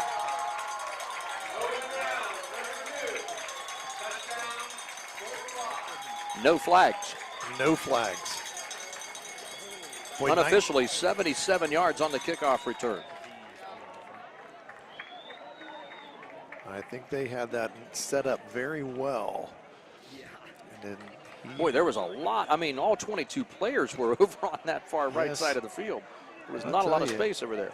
He really, I mean, he's run the football primarily between the tackles and has turned it upfield. He really hasn't got loose for a run, but boy, he had an extra gear right there. He really turned on the jets right there on that play. And again, going for two They'll line up that offensive line over to the left side with Owen Brown behind him there. And they flank it out to Braxton Brown with a quick throw and an easy pitch and catch for Miller to find Braxton Brown, and another 2-point conversion successful. And that makes the score Fort Frye 19 and John Glenn 6. Just 12 seconds. First plays of quarters have bode very well for Fort Frye tonight. Yes, and he might have got away with a little push off to get himself open there on that 2-point play, but again, that's going to be 2 more for Fort Frye. They're up 19-6 here, 11:48, 1 play in here to the third quarter. John Glenn now backs against the wall. They need a productive drive here. 19-6 right now. They need a score to get back in this football game. Else, Fort Frye gets their hands on the football again. We're going to see them just run the football and grind it, I'm pretty sure. Take advantage of that physical front they have and try to run some clock, run some yards, and maybe punch in another score and just keep it out of reach. You said something a moment ago about something everybody's got a good plan until they get punched in the mouth one time, huh? Yes. Well, John Glenn just got punched. Yes, they did. They got to find a way third quarter. They got to find a way to do something here. Big plays tonight. The story for Fort Frye. 20-yard field goal for Zayden Huck. 40-yard touchdown pass to Braxton Brown from Clayton Miller late in that first half. Just under 3 minutes to go there, and now a 77-yard kickoff return by Owen Brown. And this kickoff brought to you by Valentine Insurance. Fielded at the 12. That's Lane Hall. Lane Hall zigzags his way, finds some space. 21-yard return up to the 32-yard line for John Glenn. Nice return there. Not the touchdown scoring kind of return, but nice return. Got it back upfield, got it out past the 30-yard line. So John Glenn going to set up shop there, 1st and 10 here for their first possession of the second half.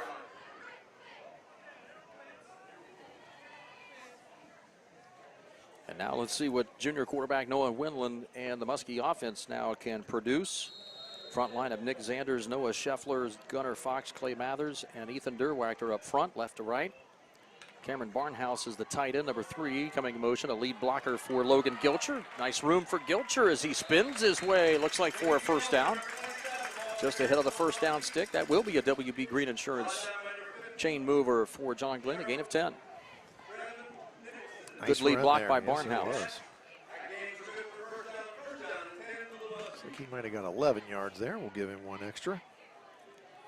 Those are the football resting at the left hash on the 43.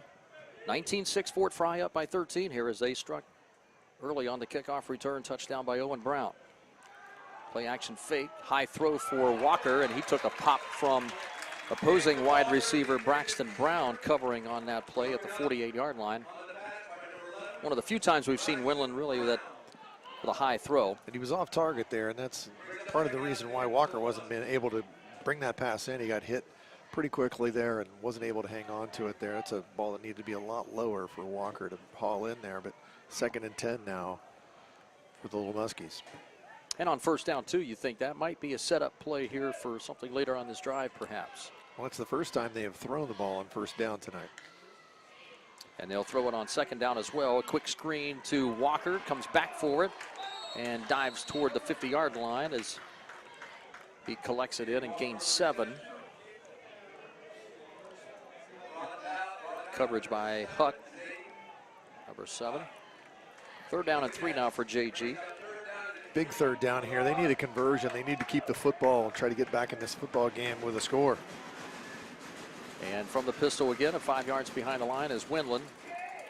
Gives it to Gilcher. Gilcher struggles, got hit behind the line of scrimmage and does well to pick up a couple. He's going to be a half yard short of the first down stick at the Fort Frye 47. They'll mark him at the 48. Quick tempo offense here as Winland gets him set. And they jump him into the neutral zone again. That's the 2nd time that's happened. And it works. He did it again.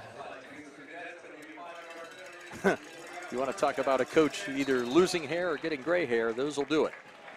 Well, John Glenn is a team that goes on the clap, and that time the clap did not signify the football coming back, and that's what got everybody on Fort Frye to jump.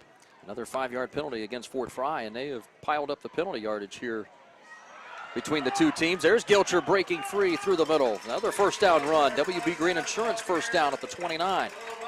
Gain of 13 for Logan Gilcher, number 27. It's exactly what John Glenn needed. Little momentum, little flow on offense. Now they need to convert here and get in the end zone.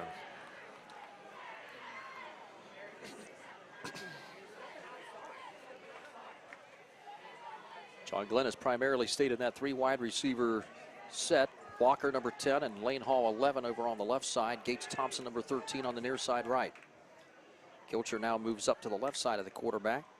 Fake handoff, quick throw out to the sideline. Walker has it, eludes one man at the 25, struggles on his feet, stays in bounds, and gets a first down again inside the 15-yard line of Fort Frye. Another WB Green Insurance first down, Muskies. Nice effort by Walker to pick up the extra yardage. He made the catch, turned upfield. Nice spin to get it inside all the way down to the 15. That was 14-yard pass completion there. John Glenn working quickly here with tempo on their opening drive of the third quarter. Throwing toward the corner of the end zone, and that is trouble, and that's going to be picked off by Braxton Brown. That pass was just never high enough for Walker, and Windland underthrew that ball, and Braxton Brown was up to the task. 6-foot opposing wide receiver, also defensive back, comes away with his second interception of the evening. And I think I did mention something about turnovers there at halftime. That's the first one of the ball game, and boy, that was a big one there. John Glenn had all the momentum, nice offensive flow there, their first possession of the half. 8-play drive ends in an interception in the end zone, and just a little bit underthrown, or not high enough that time for Walker on that play.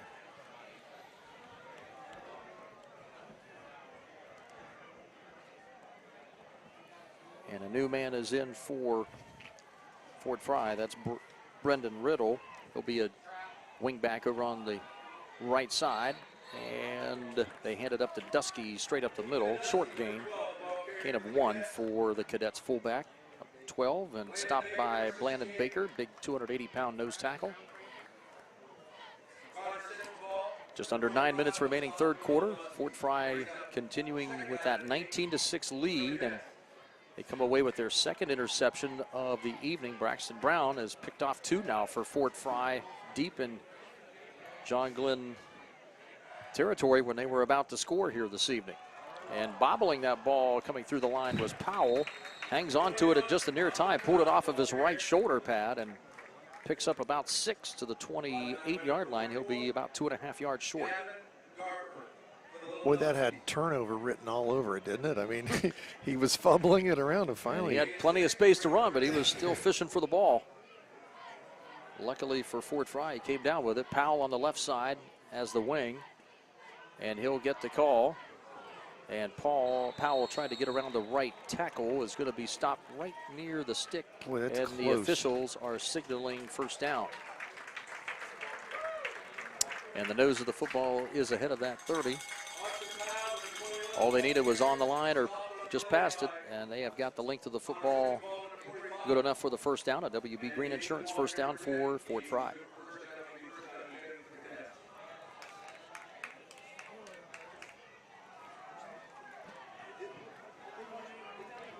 From the pistol again, here is Clayton Miller rolling out to his left on first down. He's going to be tackled there by Nathan Walker.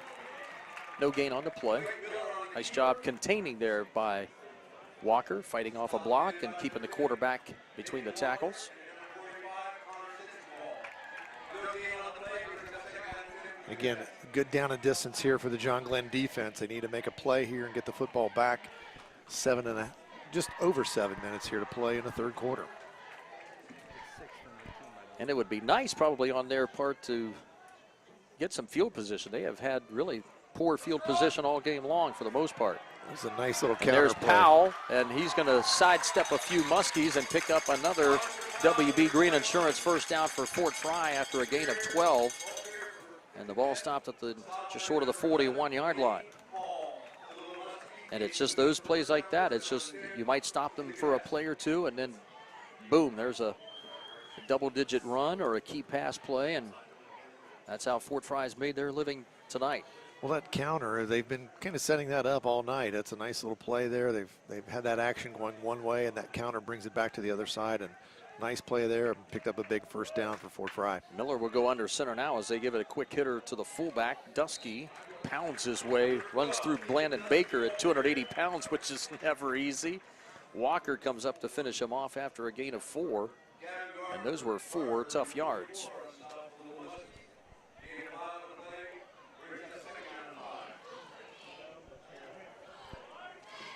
Again, they're not going to pick up the tempo here. They're going to take their time, make sure they get what they want to do here. Keep trying to grind out some yardage here. Got an equipment malfunction, it looks like, on the John Glenn side, one of the linebackers.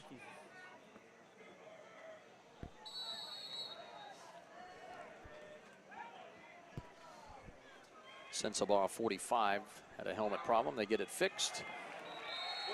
And they'll hand off to Austin Powell. This time he stopped at the line of scrimmage. Nice job, Cameron Barnhouse. Blandon Baker right there on the bottom of the pile again. 3rd and 5 coming up for Fort Frye. This is a big defensive play here for John Glenn. They have not been able to cash in on very many of these tonight. Yes, another big opportunity here. 3rd and pretty much 6 yards here now. So mark that back a little bit farther. So an opportunity here for John Glenn to get a stop and get the football back, which they need here. 5:23 to play in the 3rd quarter. Trailing in this football game 19-6. Clayton Miller, number 5, will work directing some traffic there with his running backs. Fort Frye is going to burn a timeout here. The play clock getting down to 5 seconds, and it looked like they had no chance of getting the snap off without rushing it and creating some sort of havoc. And probably a good decision there from Coach Huck, wanting to make sure everyone's on the same page and not trying to rush the play just because the play clock's running down. So when you're in an advantageous position like they are right now, leading 19-6, you don't want to do anything crazy and turn the football over. Give John Glenn a short field and give him a chance to get back in the football game. So back here again, 3rd down 6. As you said, John Glenn has not been able to convert very many of these tonight. So they need a big stop right here on this one. We'll get another TK Auto scoreboard update here in a couple of minutes here. Right now, we want to thank all of our YRP TV sponsors tonight on YouTube and on Facebook and yourradioplace.com. Valentine Insurance, Dirt Works, White Pillars Christmas, TK Auto, Patrons Buckeye Mutual, Doan Ford, West 40 Auto Sales, Southeastern Med, Abel's Heating and Cooling, and Patrons Buckeye Mutual. 5:07 to play 3rd quarter. 3rd down, about 6 to go here for Fort Frye after a loss of a yard or so by Austin Powell on that last run. Again, under center is Miller, sends Powell 21 in motion, and John Glenn jumps off into the neutral zone. And that's one paid back by Fort Frye. They've done it, their defense has done it twice for first downs tonight. This will not be enough for the first down, but it's going to make it 3rd down and less than a yard, and that's considerably more favorable. Whatever you can do, I can do.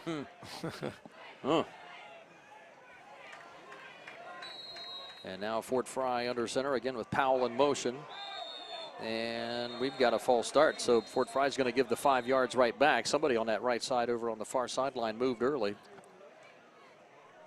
And that's a very, as far as John Glenn's concerned, a very welcome gift.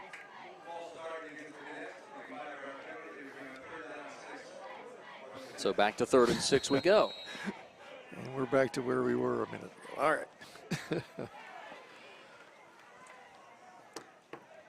And can John Glenn get a stop and force perhaps a punt here by Fort Frye? It just has not happened much tonight. So Miller now will work from the pistol.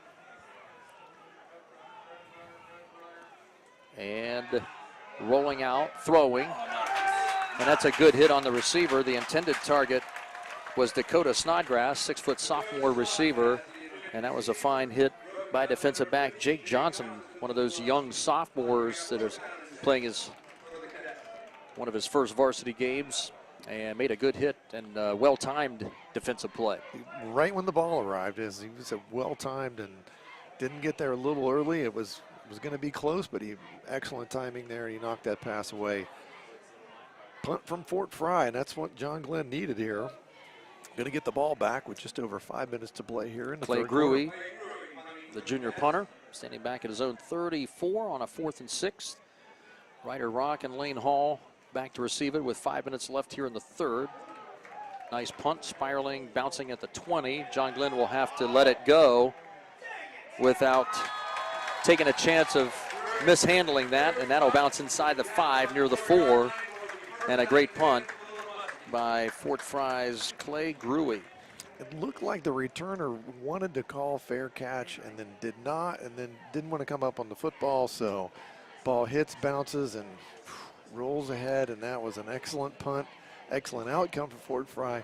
John Glenn staring at the long field here, 96 yards to go to the end zone. That's really a tough position to put, even experienced high school players into. You know that the coach doesn't want you to let it bounce. He wants you to catch it.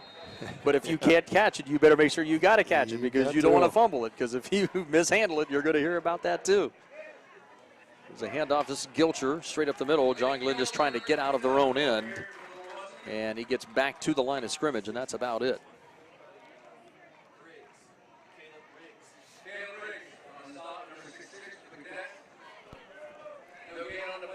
So John Glenn right now in a world of hurt, trailing by 13 points, 19-6.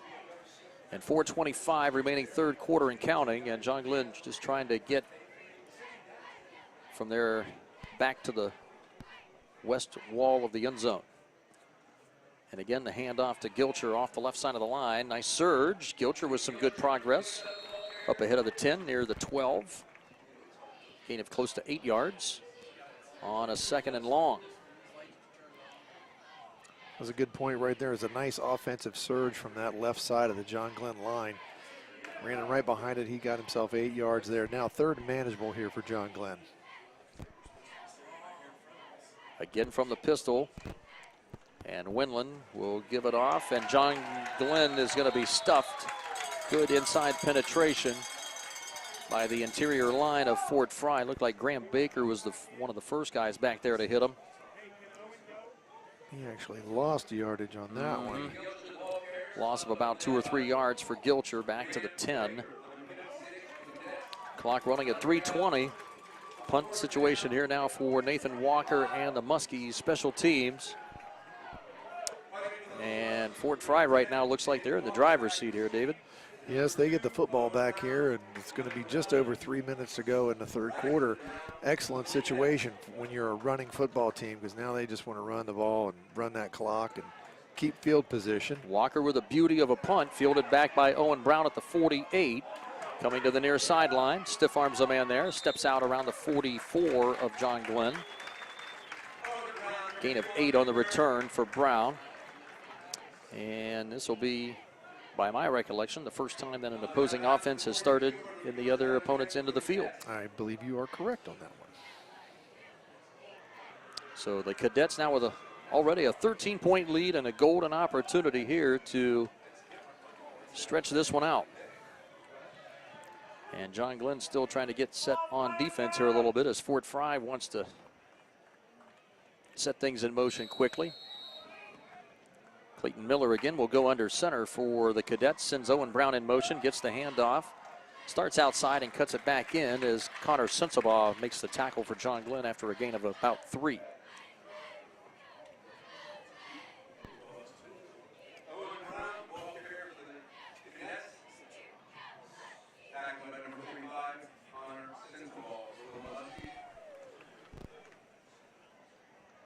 Again, I don't think we're going to see very much throwing the football unless they got in a really crazy down and distance here. I mean, they're in the driver's seat, and they're where they want to be, running the football. No doubt. Brown in motion again. They'll give it on the counter. This is Austin Powell.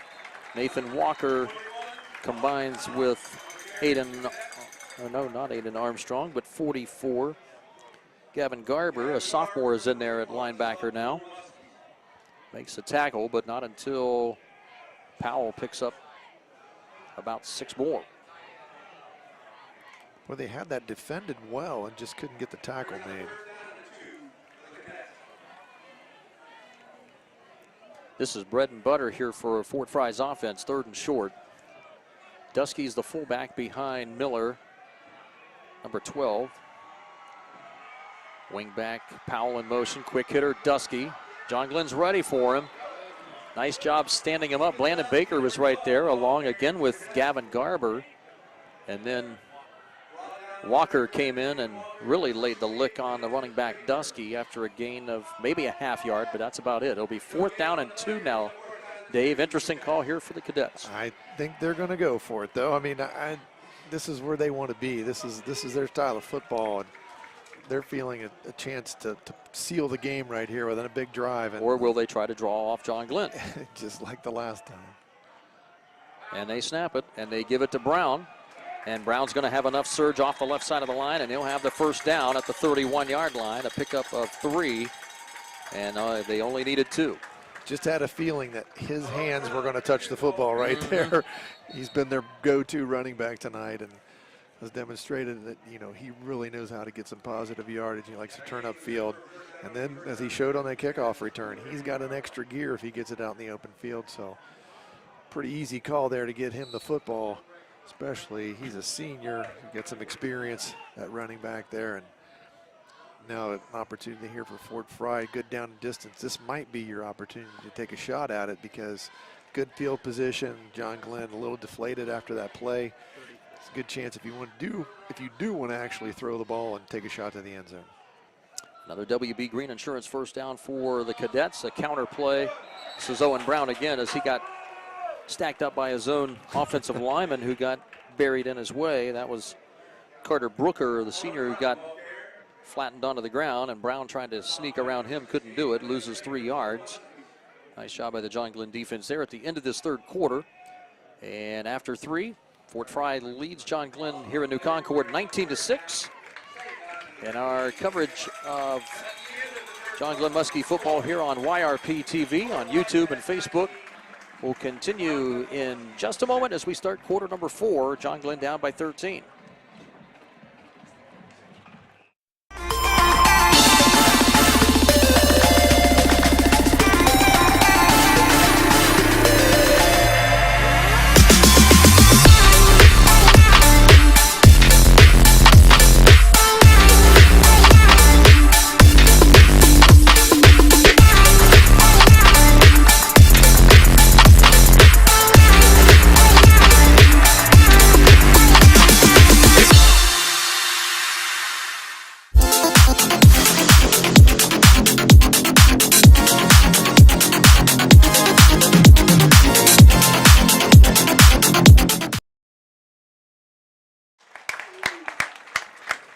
And right now,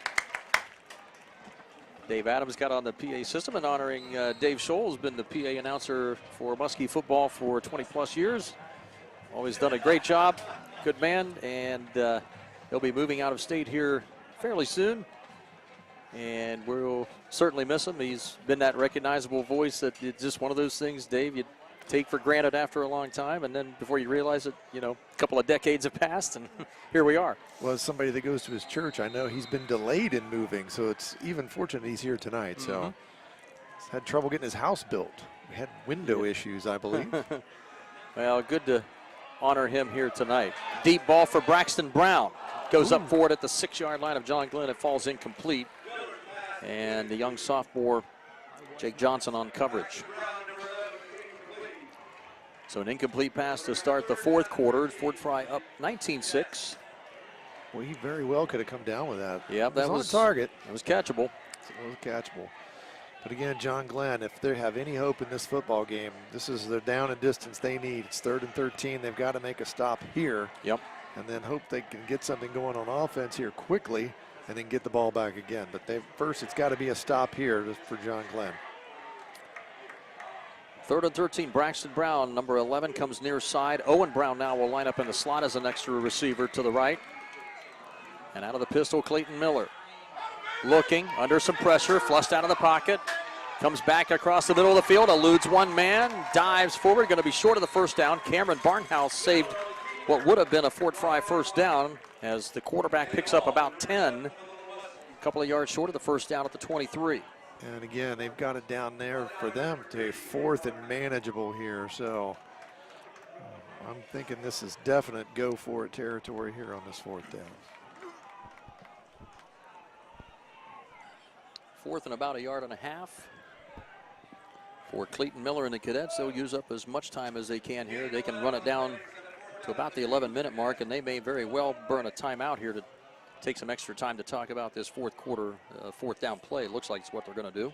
Yep, they're going to have a little conversation. Timeout here with 1 second on the play clock, and that's what Coach Eric Huck will elect to do. So we want to thank again our sponsors for tonight's game. Our thanks to White Pillars Christmas for sponsoring our halftime, our John Glenn High School band performance, and we're about to embark upon another TK Auto scoreboard update from Mr. Dave Hilliard. Kind of an update on the Philo game. That's one I didn't get earlier in the 3rd quarter. 9:39 left to go. Philo leads Athens 34-6. And that was a team that we mentioned earlier that can make some noise in this conference. Got a lot of seniors. 34-6 over Athens in their lead. Obviously, and nobody named Burrow. I was going to say Joe Burrow. Joe Burrow is not playing for as far Athens as we know. tonight. Yeah. So I'll try to get on this meta. I was a little surprised as the night's gone on a little bit about the St. Francis de Sales Tri-Valley score. I really thought Tri-Valley would be closer in that game. Now they are. Tri-Valley does have a new quarterback. So. 4th and 2 play, and Powell makes a hard welcome at the 20, but did he have forward progress already is the question. And I think he did. He did. Yeah, they marked That's a WB Green Insurance first down for the Cadets after a gain of 3. Good hit, but just a little too late for John Glenn. Boy, that's a real morale killer for John Glenn. Yes, it was. Well, you have him in, what was it, 3rd and 13? Couldn't make a couple of plays ago. Couldn't make that play. New set of downs for the Cadets at the 20-yard line. Already John Glenn trailing 19-6. And the Cadets will stick Dakota Snodgrass, a sophomore receiver, number 24, out to the left side. And the quarterback, Miller, on the option will keep it himself on the right side. He's got room inside the 10 to the 5. He's going to stretch out toward the 1-yard line. And he'll be stopped just short of the goal line. They'll mark him out around the 3. That'll be a gain of 17 for the quarterback, Clayton Miller, with his biggest run of the day. 1st and goal on a WB Green Insurance 1st and goal.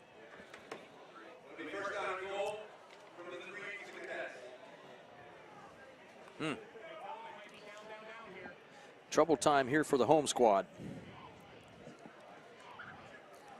A little bit. Clayton Miller now under center. Dusky, the fullback. And Austin Powell comes in motion, gets hit, spins around, and spins inside toward the goal line and has another Cadet touchdown.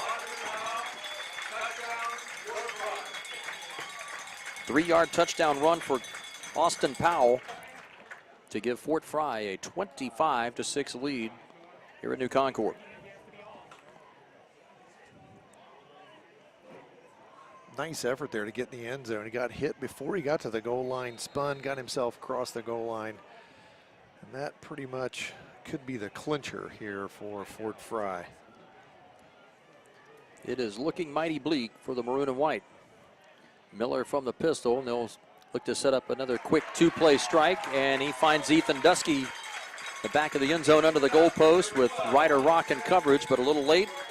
And that's the 3rd straight 2-point conversion that Fort Frye has converted with 3 different players from that same kind of a trick formation they have with the 5 linemen over on the far left side and creating all kinds of confusion. And it's worked well tonight as they take now a 20-point lead. Fort Frye 26-6.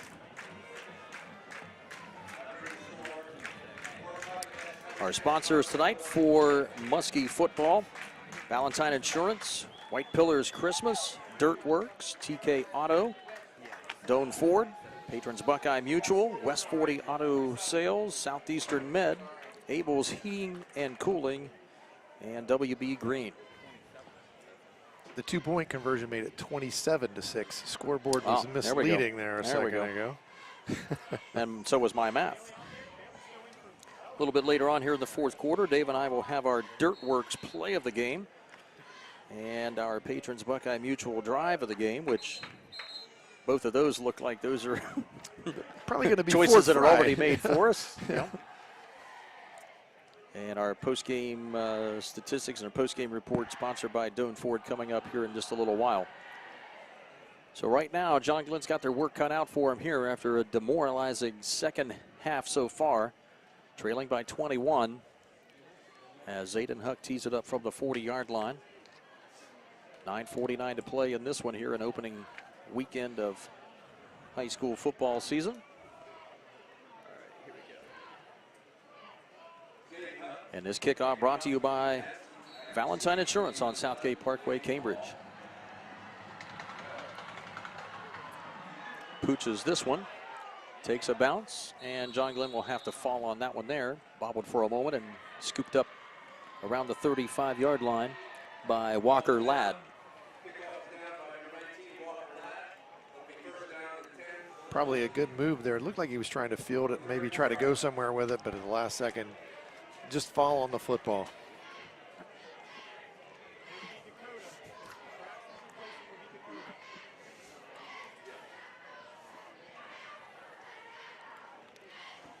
John Glenn most likely here, Dave, will have to crank up the air game here just a little bit now.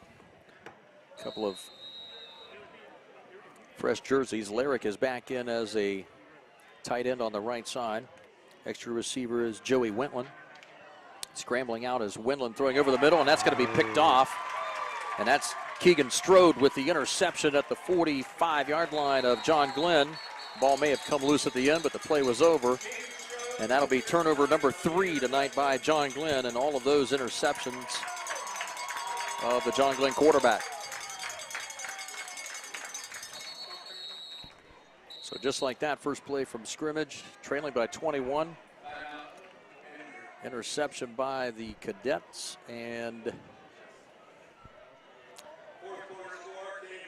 Fort Frye has done very well here tonight, and they have earned everything they've got coming to them tonight.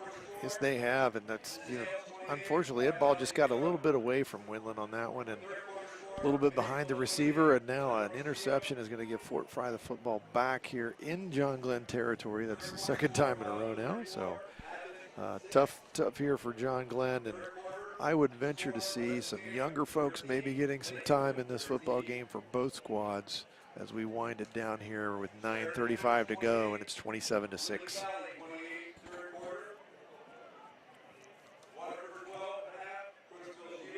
Right now, the training staff for Fort Frye working on Dante Henderson with one of those cramps we usually see early on in the season with the warmer weather. And early on in this football campaign. Our scoreboard updates tonight brought to you by TK Auto. We want to thank our video crew here, Jaron Aber, running the main camera here now on the right in front of us here in the press box, and down in the truck, Cooper Klobuchak. Nice job, fellas. Appreciate all of their work this evening.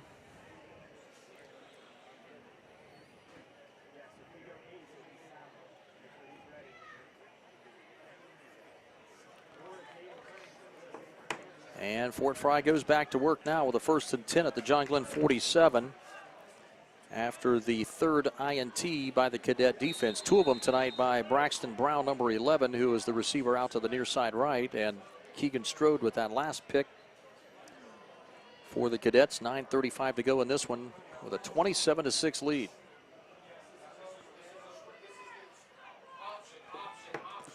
Miller flips it out to Dusky on that right side. And Cameron Barnhouse with the stop from behind, but not until Dusky picks up 7.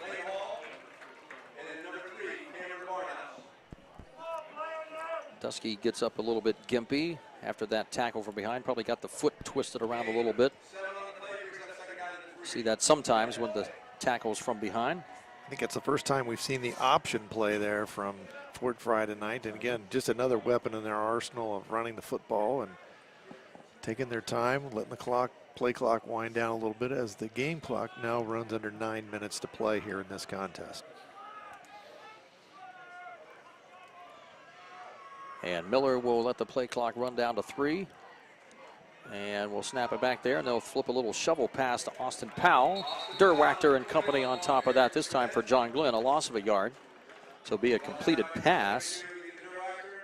Actually goes in the passing game, but it will be a -1 result to the John Glenn 40-yard line, 3rd and 3.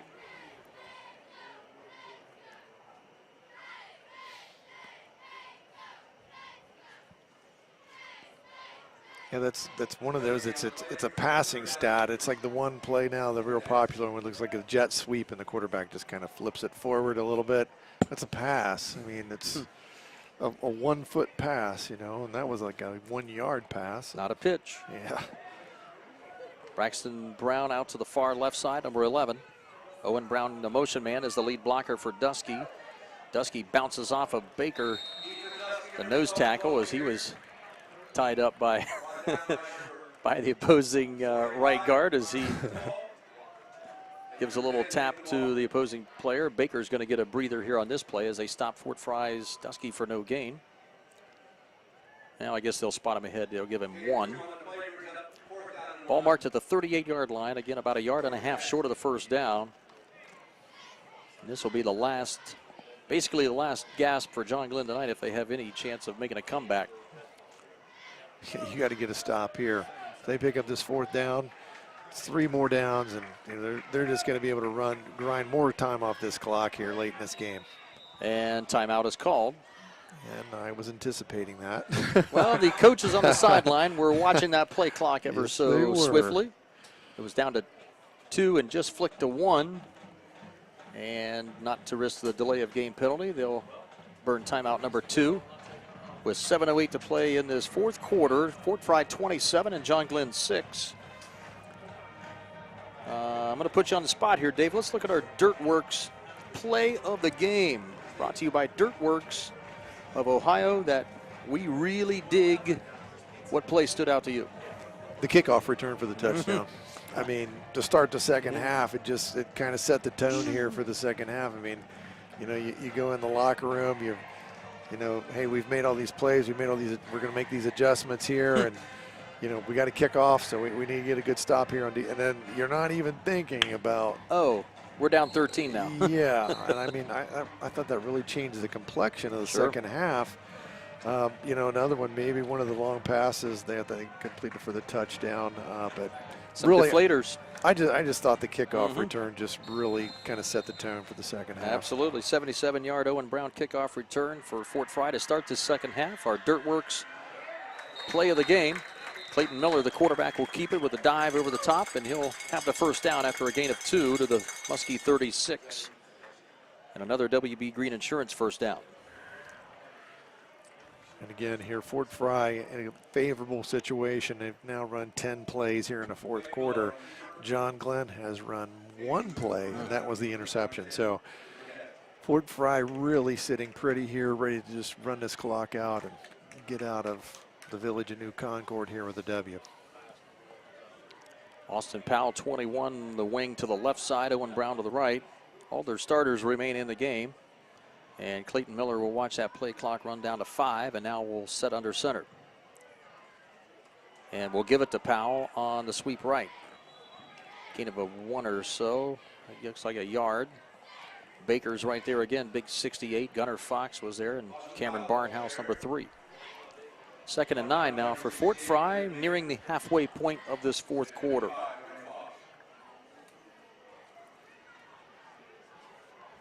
And again, Fort Frye not going to be in a hurry. They're going to be keeping around that play clock, letting it wind down, get close to less than 10 seconds before they snap the thing. But remember, you know, it's one of those, I'm pretty sure we're going to see him running the football now. It's just a matter of John Glenn, you got to stop him. And Miller again under center with 4 on the play clock. We'll give it to Ethan Dusky. And Dusky hit immediately by linebacker Connor Sensabaugh.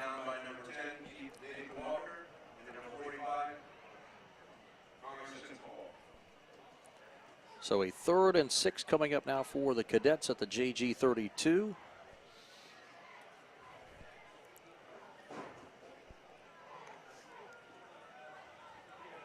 And if I'm for Frye, I'm thinking, you know, I've got 2 plays to get this, and it's going to be under 4 minutes probably by the time that happens.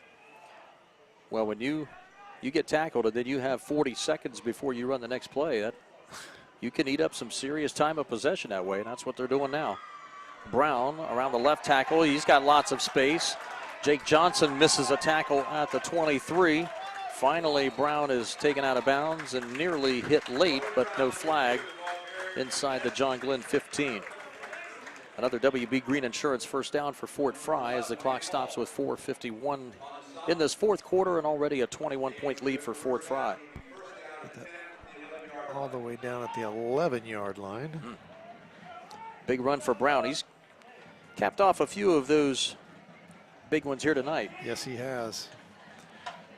He was who they went to on 4th down there too. Make sure they get that first down. You know, not breakaways, but you know, I mean, you kind of look at his stat sheet. You know, it's just like it's 8 here, 7 there, 12 there. The breakaway was the kick return. Yeah.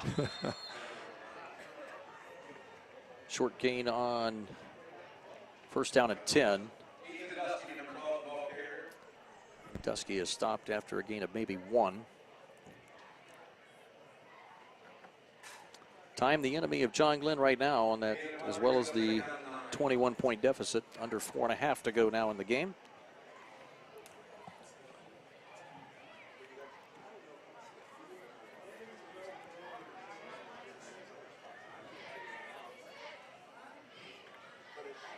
And Miller again will check out the play clock, gets to 5.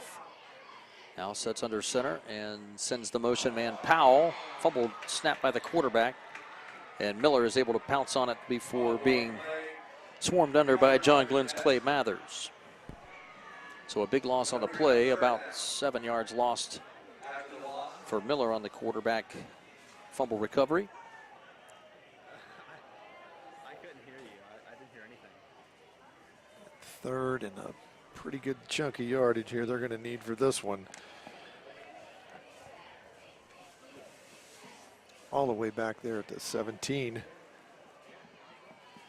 And the way their night has gone, they're not too upset about that. I don't think so.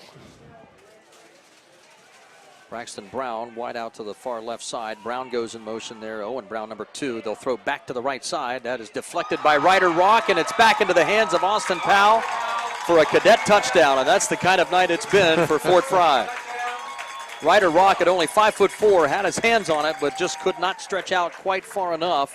And Austin Powell hauls it in the back of the end zone off the deflection by Rock for a 10-yard score.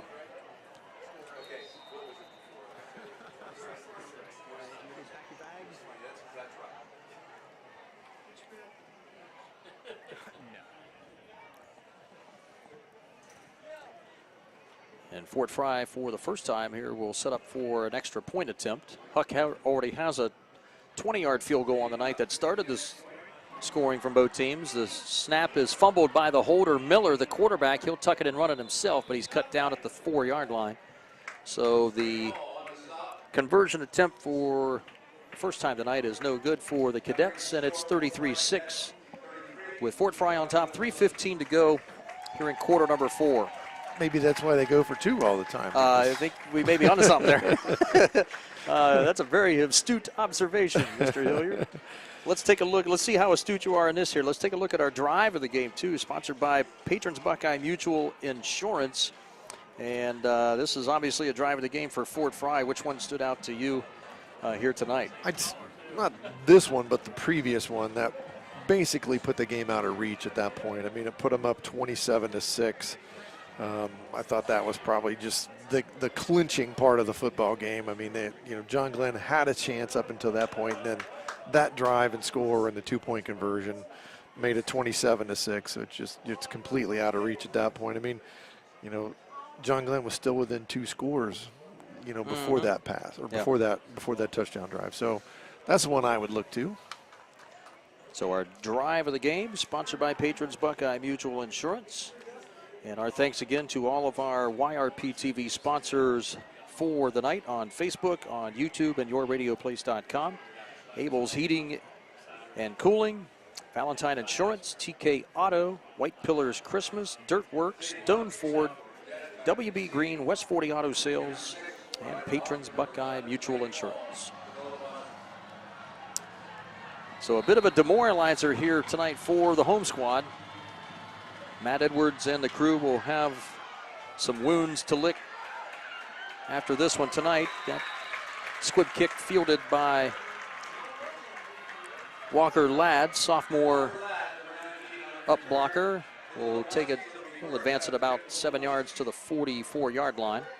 John Glenn's offense will take over with 3:11 to go here in the game. And 3:11 to go in the fourth quarter, and they're going to run their second offensive play. That's pretty telling here in the contest. But at this point, John Glenn has got to be looking to shake this one off, get ready for next week, because Bloom Carroll is going to be a tough opponent as well in their second game of the season. And then this Fort Frye team, I believe they're on the road again, and it's at Bel Air, which that's going to be a regional opponent for them, somebody else in their own region, or Region 6. So you know, they're starting off on the road a couple of games. Well, John Glenn, certainly it's not getting easier next week. That's a Bloom Carroll team that's been a playoff team for the last 4 or 5 years Yes, it has. in a row, and they've been a very strong opponent in Division III. So John Glenn goes on the road the next 2 weeks after this one. Quarterback run by Winland, picks up a couple. And right now, Nathan Walker's going to get the rest of the night off. A couple of new receivers for John Glenn. Kobe Shade, he was in earlier on a few offensive plays in the first half. And Winland to throw over the middle. There's Walker. Walker makes an appearance there, sneaks back in and picks up a completion, gain of 6 up to the Cadet 48-yard line. Andrew Glob, number 16, another slot receiver, and Joey Wentland, not Winland, but Wentland, a junior, number 9, over on the far side. It's a pretty quick break for Walker. He sneaked in there. I didn't see him on the field. I'm like, okay, well, I thought he was out on that first down play, and then there he is. He's back in again. Oh. Quick throw by Winland, a little bit of a timing throw, and just off the hand of Kobe Shade. Didn't get his head turned around quite in time. Trying to get a quick out and a first down, but instead it'll be 4th and 2. 2:27 on the fourth quarter clock. Cadets comfortably in front. Will get win number 1 on the year here shortly. 4 wideouts set here for Winland with Logan Gilcher in the backfield. And Winland will throw again to the outside, and that's through the hands of Kobe Shade on the near sideline. That's kind of been the microcosm of his night right there, Winland, and throwing the football. The ones that he's been on target with, not all have been caught. That should have been a catch as well. He's thrown some, you know, that were pretty good throws. That first drive of the game, they were on target. Nobody made the catch. And he's had some that he's not thrown so well too, and he's thrown some interceptions. One of those he just kind of threw up, but I get that. But at the same time, you know, he hasn't quite. He's just not been that sharp. And when he's been off, you know, and it's hurt them. Really, the quarterbacks and the receivers have all been just a little bit a half a timing off tonight as well. New quarterback for Fort Frye in the game. That's number 9, Maddox Huck. Sophomore QB will finish the night off here for Coach Eric Huck. Got a feeling he might be related to the head coach. Well, a lot of Hucks in the Beverly area. There's a lot of Hucks on the coaching staff. Yes, this is the Fort Frye Cadets. I was wondering how you were going to stick that together. Well, we had to process that one a moment. Or the Cahucks. I like that one better. Yeah. Huck under center. New running back is Murray Stewart, another sophomore in there, so pretty much a reserve squad out there right now for Fort Frye. Stewart with the carry, runs through a lot of second-team John Glenn players and picks up about 9 or 10. That'll put him about 4 yards short of the first down. Clock running with 1:20 remaining in this fourth quarter. Before we put the capper on week number 1 of high school football for 2022.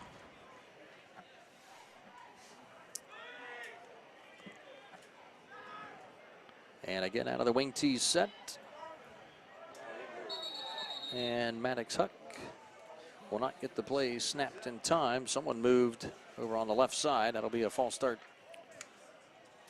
against the young second teamers of the Cadets, moving it back to the Fort Frye 49.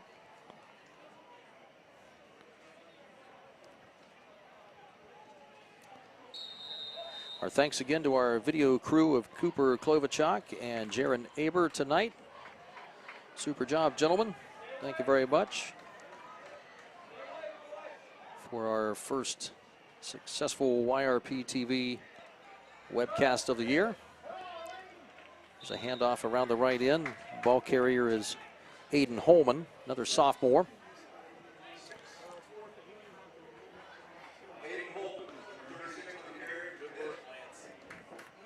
And a pickup of 3 for Holman. And Fort Frye will not have to snap the ball again. They will be very happy to pick up win number 1. And impressive fashion here by the Fort Frye Cadets, who really simplified the game pretty much on their end offensively, and defensively they had enough to stop John Glenn. John Glenn offense just never really had the timing right tonight. They were just one cylinder misfiring most of the evening here, Dave Hilliard, as Fort Frye closes it off 33-6 with the final. It was one of those that just a little bit out of sync, and also a good football team defensively in Fort Frye attributed to that. So John Glenn got some things they want to work on, I'm sure. Got another tough non-league game next week in Bloom Carroll. And then, start getting into that NBL schedule in the big school. You're always looking at Sheridan. Philo's looking pretty good tonight. So, they're going to have to get ready to play that NBL schedule as well. So, for Fort Frye, on the road to Bel Air next week, and then they come back at home. I can't remember who they have there at home. I'll look at your schedule. Bel Air and then Zanesville. Then Zanesville makes the trip to Beverly. You think that's ever happened before? Not to my recollection. You got that right. Yeah. I mean, this era of high school and college football, we see a lot of interesting matchups from time to time. Yes, we do. That we haven't traditionally seen in past decades, but that it will be for next year. So our final here again, Fort Frye 33, John Glenn 6. 3 turnovers spelling doom for the Muskies offense here tonight. And Dave Hilliard, as we add up the final numbers, Dave Hilliard will have those to you here. We'll have another final quick scoreboard update as well to see what we've got here cooking so far. He's multitasking over here off of my right shoulder, as he does very well. And while he is doing that, we want to thank once again our YRP TV video crew of Cooper Klovichuk and Jaron Aber, and also to our YRP TV sponsors here on YouTube and on Facebook, and yourradioplace.com, patrons Buckeye Mutual, West 40 Auto Sales, Southeastern Med, WB Green, Doan Ford, Abel's Heating and Cooling, Valentine Insurance, Dirt Works, TK Auto, and White Pillars Christmas. And also, too, here in just a moment, we'll take a look at Lock 9 Pizza in Duncan Falls on 175 Main Street in Duncan Falls, right there on Route 60, right through the heart of Duncan Falls. We'll sponsoring our player of the game. And we'll select a John Glenn performer here to receive that honor in just a few minutes. And in the meantime, as we said, John Glenn next week will be traveling on the road the next 2 weeks. Next Friday night, they'll be traveling up toward the south side of Columbus, toward Bloom Carroll. That's a team that's been a playoff team here for about the past 4 out of 5 or 5 out of 6 years. And tough contest coming up there in Division, another Division III opponent. They met in the playoffs a few years ago, and John Glenn went up to their place and beat them in the opening round of the playoffs. And then they'll go on the road to New Lexington. So 2 tough road games facing the Muskies here in the next 2 weeks of action going into Labor Day weekend. And the Fort Frye Cadets, as Dave mentioned a moment ago, will travel to Bel Air. Considerably longer trip next week. Face the Big Reds, and then their opening home game on Labor Day weekend having the Zanesville Blue Devils come to town, who handled Newark pretty handily here tonight. Yes, they did, and that's my last. I'll do my last update here on the TK All right. Auto scoreboard update is the finals. I got Zanesville defeating Newark 40-14. So I guess the shirts they wear that say "Knock Nurk," they did do that tonight, 40-14. Cambridge leads Indian Creek 21 0 at the end of the third quarter. Sheridan and Licking Valley locked up in a good one at the end of the third quarter, 28 apiece. Philo leads Athens 47-6. Tri-Valley falling to DeSales 28-0 at the end of the third quarter. DeSales must be DeSales once again there. And those are the updates I have in some of those MBL games. I can give you some final statistics here. All right. In terms of our yardages tonight. John Glenn with 91 yards, rushing 77, passing for 168 total yards. And again, these are the Dave Hilliard unofficial statistics here. You got Fort Frye with 154 yards rushing, 106 passing, 260 yards in offense from scrimmage total. Probably the big statistic here, 3 interceptions, 3 turnovers for John Glenn, 0 turnovers for Fort Frye. And again, you know, you go back and you always think about the turnover battle in football or basketball, anything, errors in baseball. You know, the team that commits the fewest usually is the one that comes out on top. In this case, you know, it's true. Fort Frye not only, you know, handled the game physically from the line of scrimmage, but those turnovers also just kept John Glenn from even having any kind of chance to score and get back in the football game. So, you know, hats off to Fort Frye again. You know, just a nice club, nice program. What they've been doing is just impressive. Let's see, I'm going to try to come up with a couple of other scores here if I can get another one. All Crooksville right. was opening a new stadium tonight, so Oh, yes. see if I can get that one. All right. Our thanks again, Cooper Klobuchar and Jared Aber. We're about to wrap things up here on YRP TV. Quick scoring rundown. Huck with a 20-yard field goal for Fort Frye. 5 seconds into the second quarter. Logan Gilcher, John Glenn answered with a 1-yard touchdown run, and really that drive was a struggle for John Glenn even to get in the end zone tonight. Their only score, extra point failed, making it 6-3, and then it was all Fort Frye from there. 40-yard touchdown pass, Clayton Miller to Braxton Brown with a 2-point conversion, making it 11-6, and that's where we went to halftime. Second half opening kickoff was the play of the game from Dirtworks, a 77-yard kickoff return touchdown. Owen Brown with a 2-point conversion successful following that to make it 19-6, and that really took the wind out of the sails of John Glenn as Fort Frye capped off another couple of touchdowns, a 3-yard run for Austin Powell, and then late in that fourth quarter, a 10-yard pass, Miller to Austin Powell off the deflection of Ryder Rock, and final score 33-6. All right, what else you got? I also have Crooksville right now trails Waterford late in the fourth quarter. They're 18-6. Crooksville opening themselves a new football stadium. Ridgewood leads Coshocton 35-7.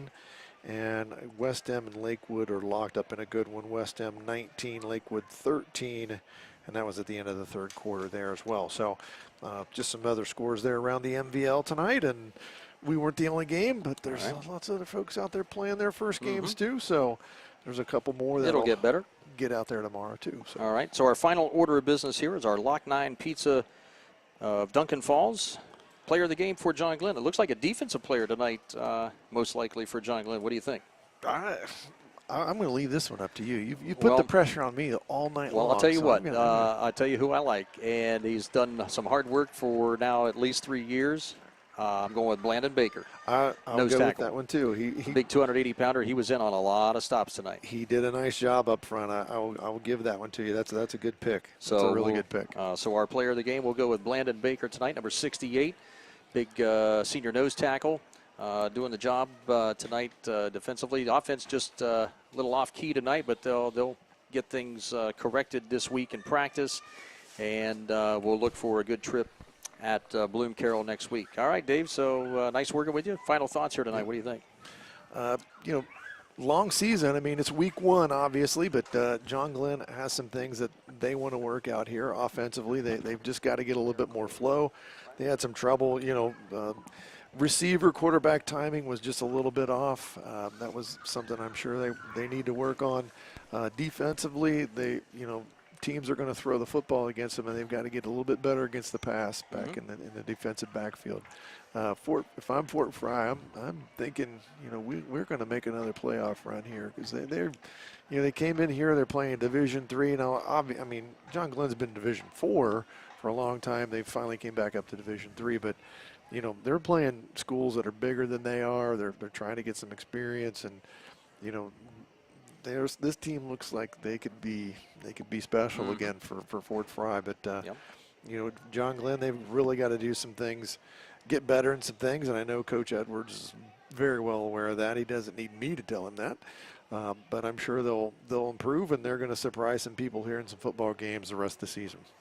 And week number 1 completed for the high school football season. John Glenn, disappointing night for them as Fort Frye wins 33-6. Our thanks to Cooper Klobuchak and Jaron Aber, our video crew. Dave Hilliard and Dave Davidson saying good night from New Concord. Thanks for watching on yourradioplace.com and on YRP TV. Good night, everybody. This has been a presentation by AVC Sports. This game is brought to you by Doan Ford, Patrons Buckeye Mutual Insurance, WB Green, West 40 Auto Sales, Southeastern Med, Abels, Valentine Insurance, Dirtworks, TK Auto, and White Pillars Christmas House.